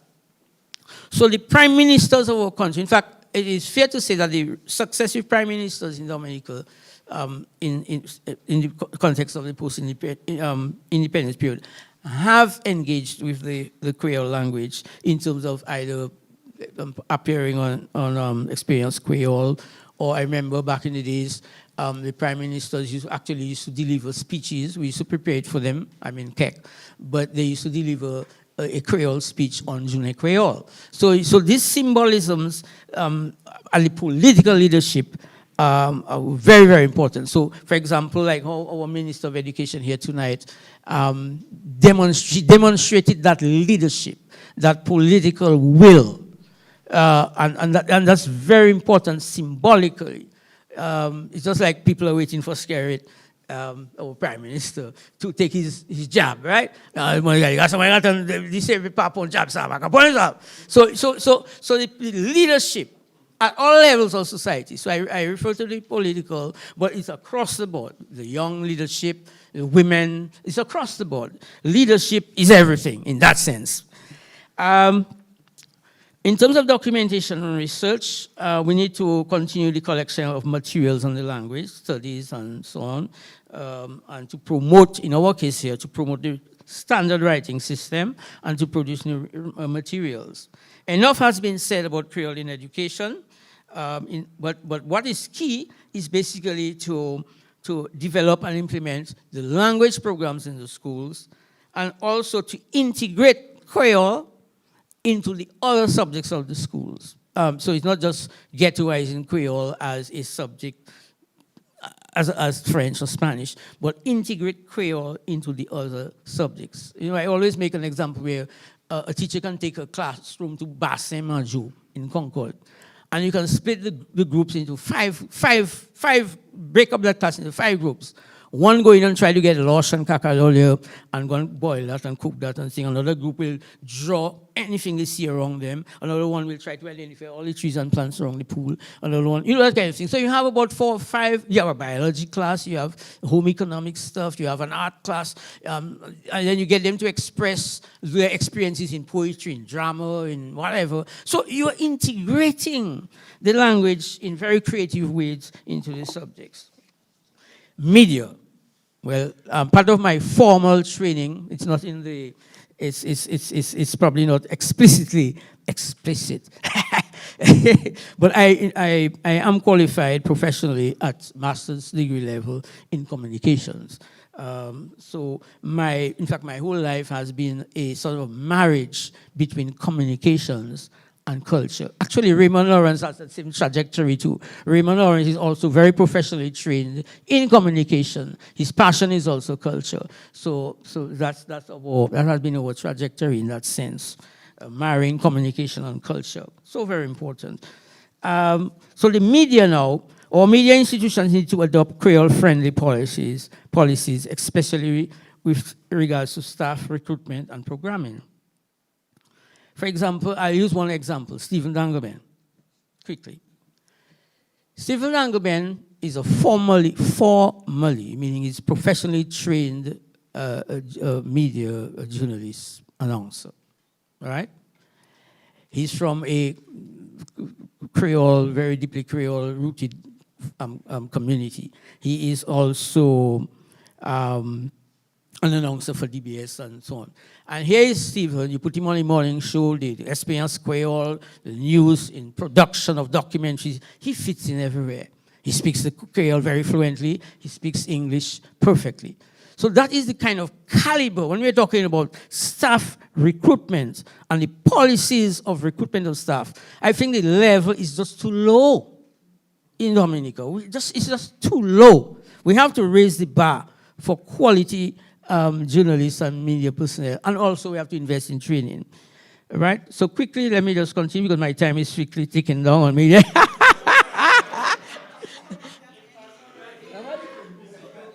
Oh yeah, 1 minute.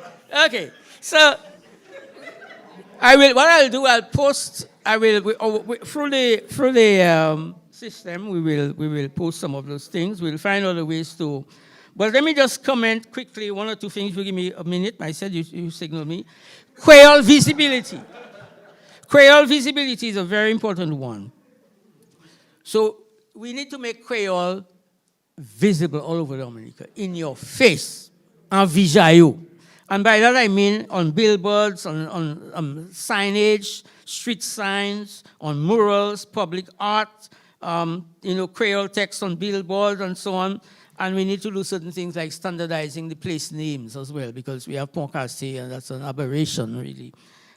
So Creole visibility. So to back up all of that, we need to address the question of Creole visibility. Enough has been said about the engaging of the youth and the community as well. And finally, in relation to Kalinagon Kokoi, that action is happening at the community level, the local level, at one level in Marigot, Wesley area, and at the other level in the Kalinago territory. And the general steps that I outlined in terms of preserving the language apply to the Kalinago people. And finally, all Dominicans, my final message to you is adopt what we call a Creole attitude, on l'esprit Creole, because that is what underpins everything. Supanion l'esprit Creole.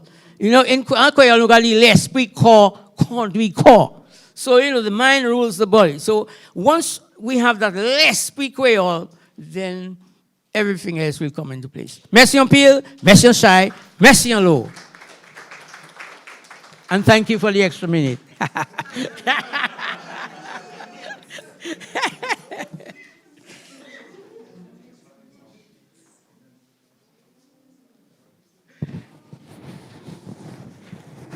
So, ladies and gentlemen, thanks for your patience. Now it's your time to be on board.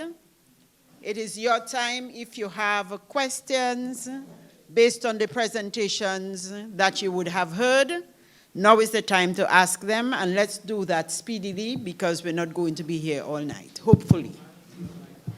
So what I would like is, if you have a specific question, you identify who you are, and you say who your question or comment is being directed at.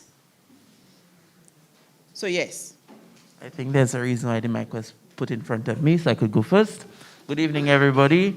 I am the first Vice President of the National Youth Council, and I have come here to ruffle a few feathers.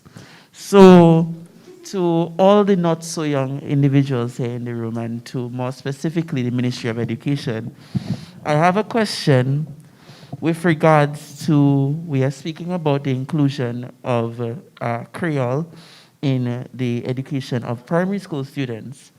But I noticed the exclusion, so to say, of high school students and our college students.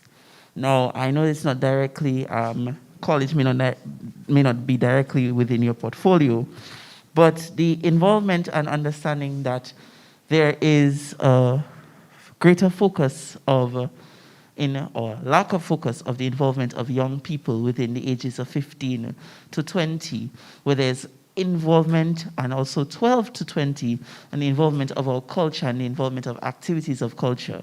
So I just want to find out if there is any plan for the inclusion of high school students when they are just entering into high school in the education, in the Creole education. And also I just want to make one statement with regards to the involvement of our young people with regards to when they want to get involved in our culture. Just because something is not traditional does not necessarily mean it's not culturally apt or appropriate. Meaning, when our young person wants to get involved and try to bring their youthful twist to a cultural activity, they are quite often shunned off because this is not the way that we do it. So this is something I believe that is a reason why many young people are not very into the preservation of our language and culture, because when they try to involve their attitudes into our language and culture, they are quite often shunned or shut off.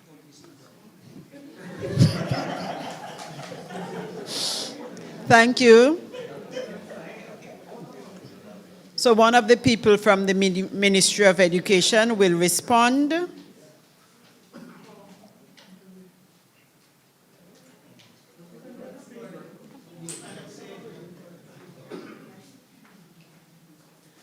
Okay, good evening again. Thanks for your question. I'm not the minister nor the PS, but I think I can speak to what already has been happening, and we may not have Creole introduced as a language in the classroom, but I know the ministry will be working on policy to include the Creole language. I know, for example, that our language policy, which has been revised from 2020, has Creole as part of that language policy, as well as our national curriculum framework, which I know is being revised, also has the inclusion of the Creole language for all levels. So that is something I can say that the ministry is looking at. And over the years, yes, it's in the works. And from 2014, we have had the Creole choral speech competition, specifically for secondary schools, which has been done in collaboration with the Cultural Division and KEC. So there is an aim to include the secondary school students, but as you know, their timetables are very heavy with all of those subjects and all of those choices. So that is something that the ministry will look at for the future. But we have not forgotten the secondary school students. At least the Creole choral speech competition is something to allow them to still have the language as part of their everyday lives. I hope I answered your question. And because I have a question for my ministry, so not a question, but a comment. Yeah. Yes, Madam Minister. And commendations to all the presenters and all what's been going on. I think the fastest way to get out of the ground is to get people to speak. Coming from a school, sometimes schools get stressed with this activity there. Maybe we need to review how we can do that. And have a junior Quail in June. Langs and Malaji. Someone, no. All those kind of thing in book and writing figure that, you keep telling people like you know. We want something that Langs and Malaji. And we bring all those schools in for a whole day. A whole day in the gardens or in the stadium. And all those choral speech that punctuate in the term. All that happen in one day. And those children eat Quail food, and those little people dance, and we say the special language, but we pattern it on other languages, and that is what is stressing it. For example, even the way we assess, I'm not interested in scores. Yeah. I want to know what the child is supposed to know, and at the end we say, au major, puis major, qualité toujours. That is the child grade. It's not 60% or 40%. What does 80% in Quail mean? You have to know what phrases you expect he or she to do, what they're supposed to know. According to when you mark what they get, au major. Yeah. If it's a new language, let us take a new approach because we pattern in on other languages and we stress in the Quail. Let us see if we can start, give it its own identity.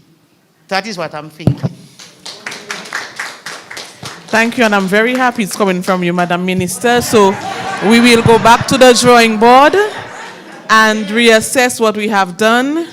And also, just to reiterate, we have Literacy Month during the month of March. And last year, the ministry introduced Creole Week, which is the last week of the month of March. It's a different set of activities from the usual Creole in October. It is a week where the students focus only on the language. So it's a literacy week, so you have the English focus, you have French focus, and you have the Creole focus, which is the last week. So we are hoping that this year more schools will have activities, both primary and secondary, even tertiary, and even probably our preschools as well. Early childhood would have activities on the Creole language during that last week of the month of March. Thank you. Yes, we have a question from the corner here. Go to the mic, please.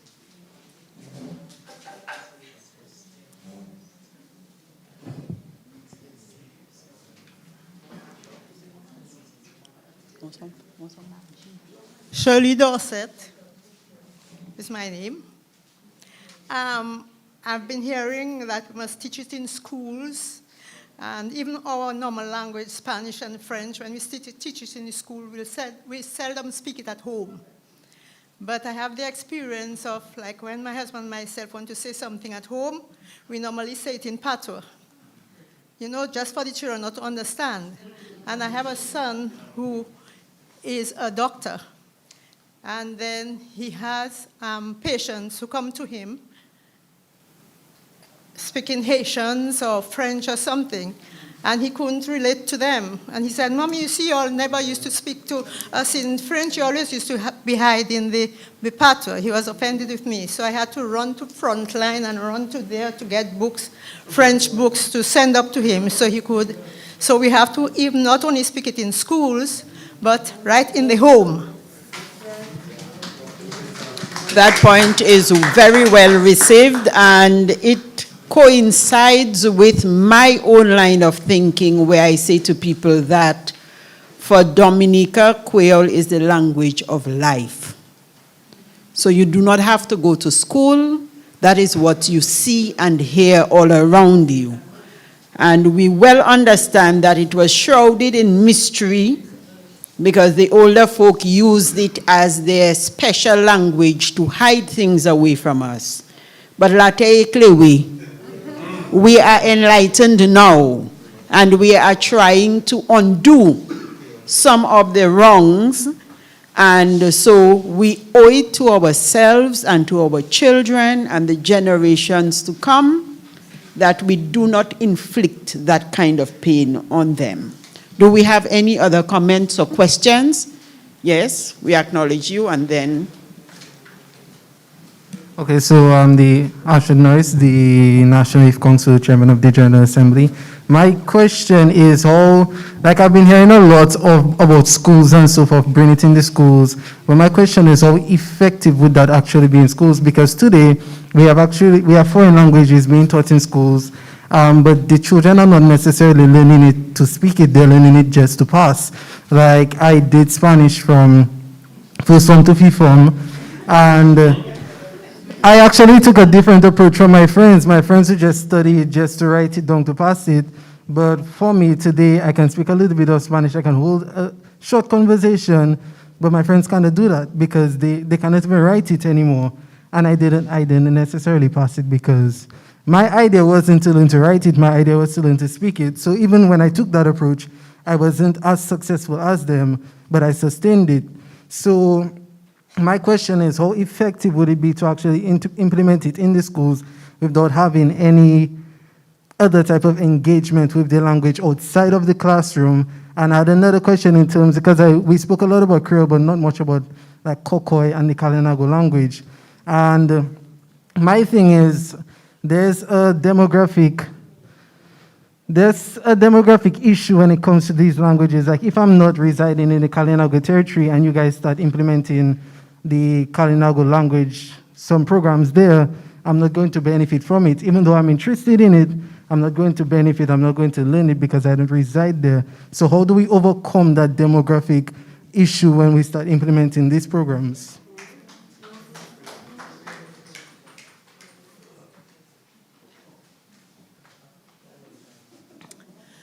Okay, I'll start with your last question. As you are aware, last year, the Ministry of Education included a program during the month of October where we had the students focus on their heritage and anything that has to do with Dominican.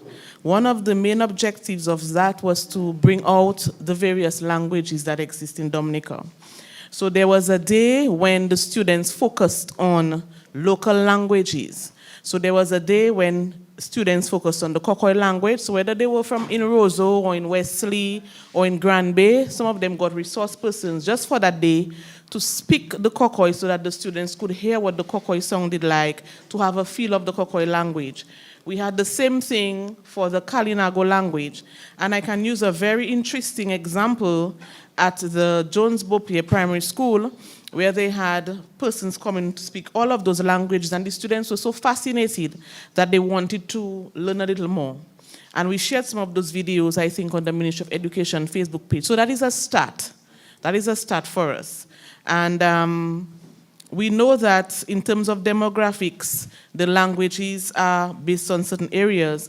But now, because the focus tonight is basically on the French Creole, that is why we are speaking a little bit more about the French Creole. But we have not forgotten the Kokoi language and the Kalinago language. One of the differences is that the French Creole already has its lexicon and all of this already set in place.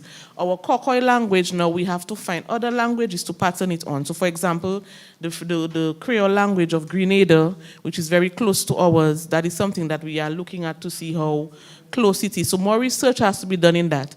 Even the one in Antigua has quite a few nuances. So every country has their own unique, language, which we almost like what we call an English Creole. Okay, but tonight we are focusing more on the French Creole, which is more established.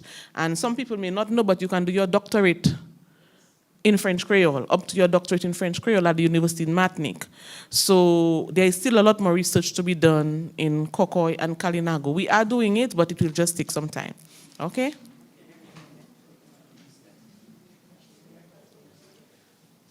Thank you, Charlene. Gregory will do something on the Kalinago language, but before we do that, we will just allow the Minister and the Permanent Secretary to take their leave. We thank them very much for having been here with us. We know they've had a very long day, and we appreciate that they have remained with us for all this time. Thank you.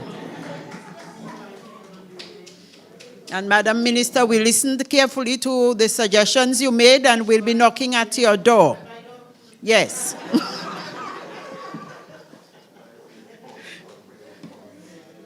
So Gregory will now give some insight into how the Kalinago language is being impacted by all what is going on? Thank you. Charlene, I think, touched on the core of it, but essentially, I did preface my statement on it that it's happening at the local level, meaning they are still developing processes, right, of standardization. So we talk about a writing system, you know, the structures of the language, collecting materials, documentation, and so on. Especially Kalinago, for Kalinago, we have to rely on a couple dictionaries. Primarily the dictionary by Breton, that's a French priest who lived in Dominica somewhere in the 1600s, I believe. And then a couple of the people who wrote stuff on the languages related to the Kalinago. So that action really has to happen at the ground level first, before you can ripple it across to the nation. But having said that, there are certain things that are happening, and one of the important things that are happening is the Creole word on DBS every day. I mean, I am from the area, I am there all the time. And I mean, you can see, for example, even within the Kalinago space, I mean, you have guys by the rum shop, and they're over here, hey, wash laws, I'll fend off the mal. What is it? Come on, mabrika. You have guys say, oh, Irupo. So there is that kind of buzz. You understand? Even in the context of the Kalinago territory. So so what that does, because languages bring people together, you know. I mean, it just brings people together. I remember in Canefield, that's an anecdote. Some fellas, two Chinese girls coming down the road there, man. Nice Chinese girls. And some fellas there, you know, the typical Dominican fellas, I know hustle them girls. You know what I'm saying? So they pass. So I said, ni hao, and then, oh boy, they start to smile and thing. I said, these languages bring people together, that kind of thing. Merci un peu. Okay, so we will have our final comment from Mr. Sorrento.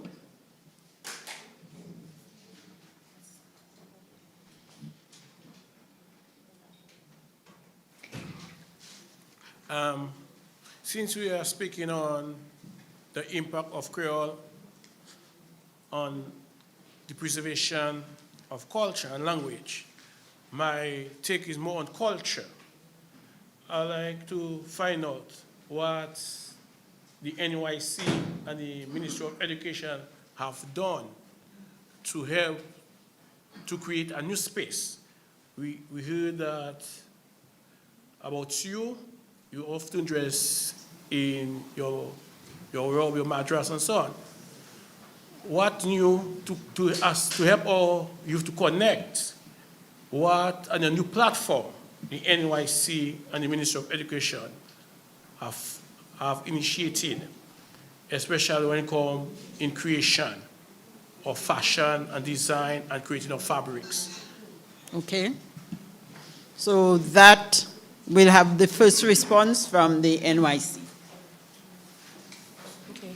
So it's a great point that you brought about actually trying to incorporate the evolution of culture. As we see, culture is evolving among youth. And throughout the year, we are embarking on a number of initiatives that are focusing on culture and promoting culture. In fact, we are planning on having a cultural festival later on throughout the year. I'm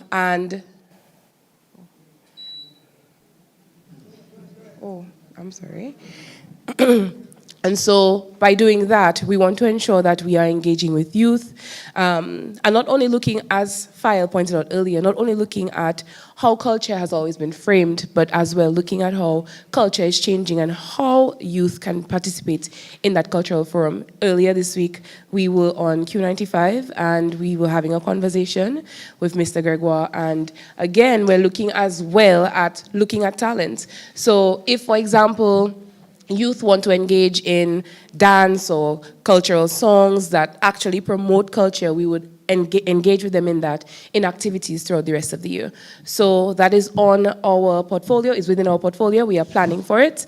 And as well, the NYC is trying to engage more with youth in through the platforms that are more, engaging where they are. So on social media, Facebook, Twitter, TikTok, Snapchat, and I think by channeling the youth through those media, I think we'll be more effective in actually reaching them, and as well, I should say, tapping into showing them what the value of culture is. Because, as I said earlier, if they don't really understand the value, then they won't necessarily participate.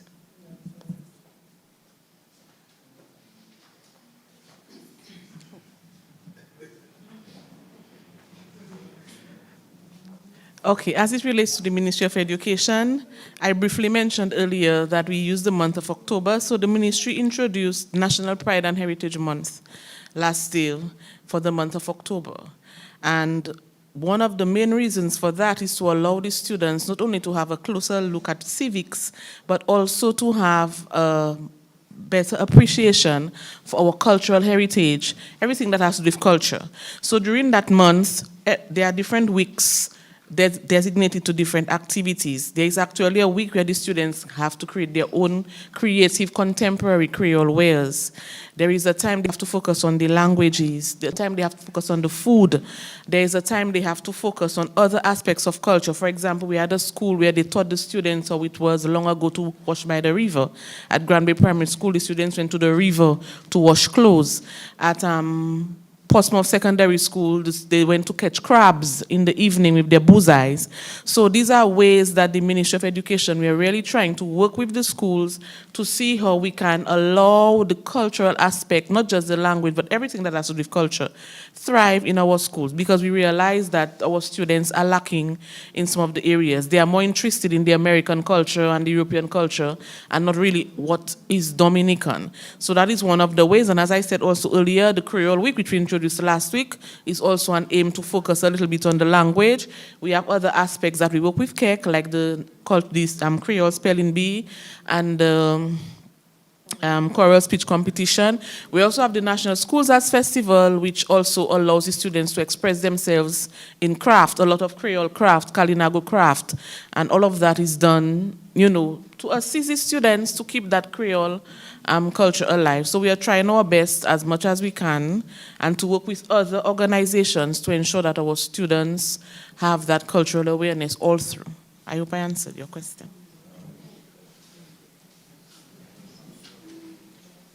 Okay, so I think we can wrap up this segment.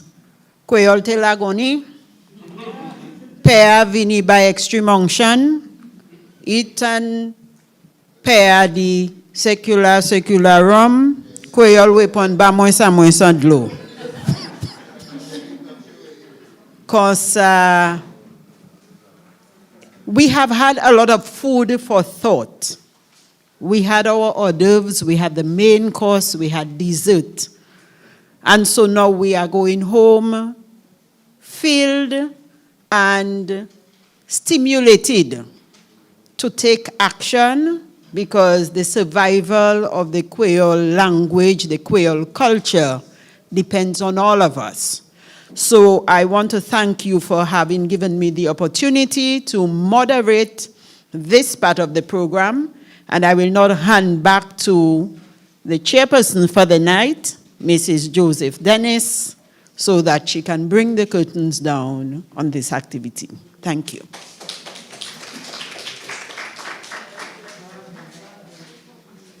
Merci opil, Madame Wicks.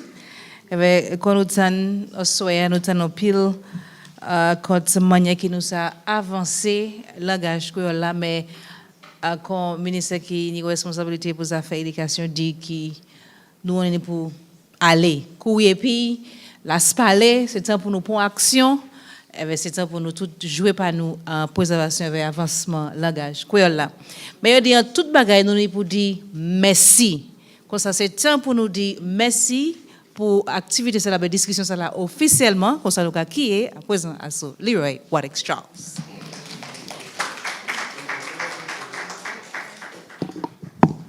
Merci et merci en pile. Tonight was a wonderful exhibition of our thought process coming together for a noble cause Because to my mind, the greatest language on the face of this earth is this Creole language. I am not sure if we know how beautiful this language is, how sexy this language is. I hope that we can take stock from tonight and move. We heard the minister. We need the rest of the cabinet. We need everyone across the board. It cannot be just young people, everyone. There are quite a bit of adults that can't speak the language. It has to be a movement, a Creole movement. KEC, the ministry, the farmers, the people in the stores, the people in the boutiques, the people in the restaurant, in the hospitality, everyone have to make an effort to move this noble and, to my mind, the greatest language on the face. Le homme ka parle Creole. When you listen to Stephen D, Milia, before that Felix, Kewana, when you listen to some Zuklov, Mr. Akpa and Markpa would be able to dance to that. But then the lyrical content, the difference, you're saying the same thing in English and it is totally different in Creole. And that is the sexiness of the language. We would really like to thank the Honorable Minister, Octavia Alfred, and in particular the 5-minute cause for a Creole, or pause for a Creole cause. Let's hope that can start very, very, very soon. And children can learn to count, can learn to speak, can learn phrases. And let's get this thing moving. Also the PS of Education for the wonderful words. The pastor, Sorrento. Also Ray Lawrence, as usual. This brother needs more than just commendation. I regard him as one of our jewels, one of our gems in Dominica, the Chief Cultural Officer. The presenters who are just out of this world. Miss Margalie Celestine, thank you. Mrs. Shannon White Christian. Dr. Kimon Joseph.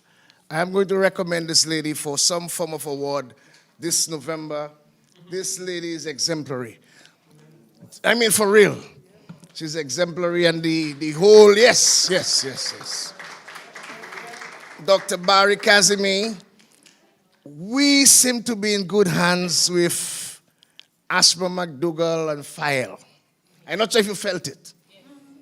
I mean, the new vibes, the new energy with the National Youth Council, something seemed to be going on. You heard Ashma talking about what they need to KEC. Zotan, they need app. Young people need app. So right away, they want one word in English. They put their finger on, bam, they get in Creole. That is how they want it. So Delia, Ray, all you have to get up for them. We really want to thank, our two lovely ladies. Let them stand, or you can stand. They are so gorgeous, as usual, for presenting. We want to thank the members of KEC present. And very importantly, people who made this possible, the Dominica Lotteries Commission and the sign man. We want to say thank you to the sign man. Multi Solutions Inc. We want to say thank you to Lyndon Lestrade. MO News, almost like CNN News these days, but MO News is in the building. We also want to thank DBS Radio, YSQ FM, Kyrie FM, and all our media partners, the National Youth Council, the Cultural Division, the Public Service Union for giving us their time, also Kelly the Ghost for giving us his time, and DBS Sports Reporter for giving us his time, and our water presented by Tuapiton. Merci. Si nous voulons pousser, est-ce que ça? Si nous voulons pousser la gassa, nous toutes ni pour faire. Nous toutes ni pour faire timamai, tout le monde ni pour essayer de parler créole. We cannot expect the children to speak the Creole in school, and when they go home, the parents is not having a conversation with them. It cannot work. These parents have to be able to learn alongside the children so we can have a holistic approach. And I am happy the minister said how we're going to do it. Let's hope she can convince the cabinet so we can do it. And most of all, let's convince Dominica this belongs to us. Cette ici déjà passé nous. Let us get to the program and let us move not only the language, but the culture. We have one of the, let me tell you, Dominica is one of the most diverse in culture. Let us never forget that. Thank you everyone for coming. Or go wash. Or petan mama wash. This brother is exemplary. And I would really want us to give him a round of applause. Or Mama Wash. Tonight he connected Haiti, Guadeloupe, Martinique, St. Lucia to the proceedings here. Gregory, maximum respect. Tutmun, merci appeal. DBS continue. Lastly,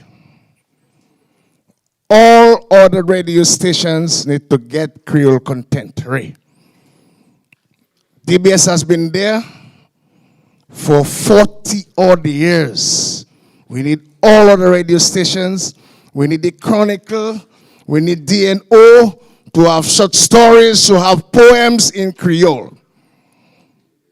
How are we going to make this thing happen? When we go to the hospital, here we say the Chinese word. Okay, we can have the Chinese, we can have the English. We want to see the Creole. We go in any place, we say it open. No, we want to see feme. That is how we're going to learn it. That is how it's going to work. What is the word for Gregory? That's where our mask. No serving mask, no. No, that's how it's going to work. Okay, how it is now, no entrance without a mask. Si ou pani mask, ou pas vini adidan. Ou pas what way. And these little things we take for granted, we have to start to implement it. So the children, the population will get familiar, and little by little we'll move it to the level. Thank you very much for coming, and may God continue to bless you. Thank you very much.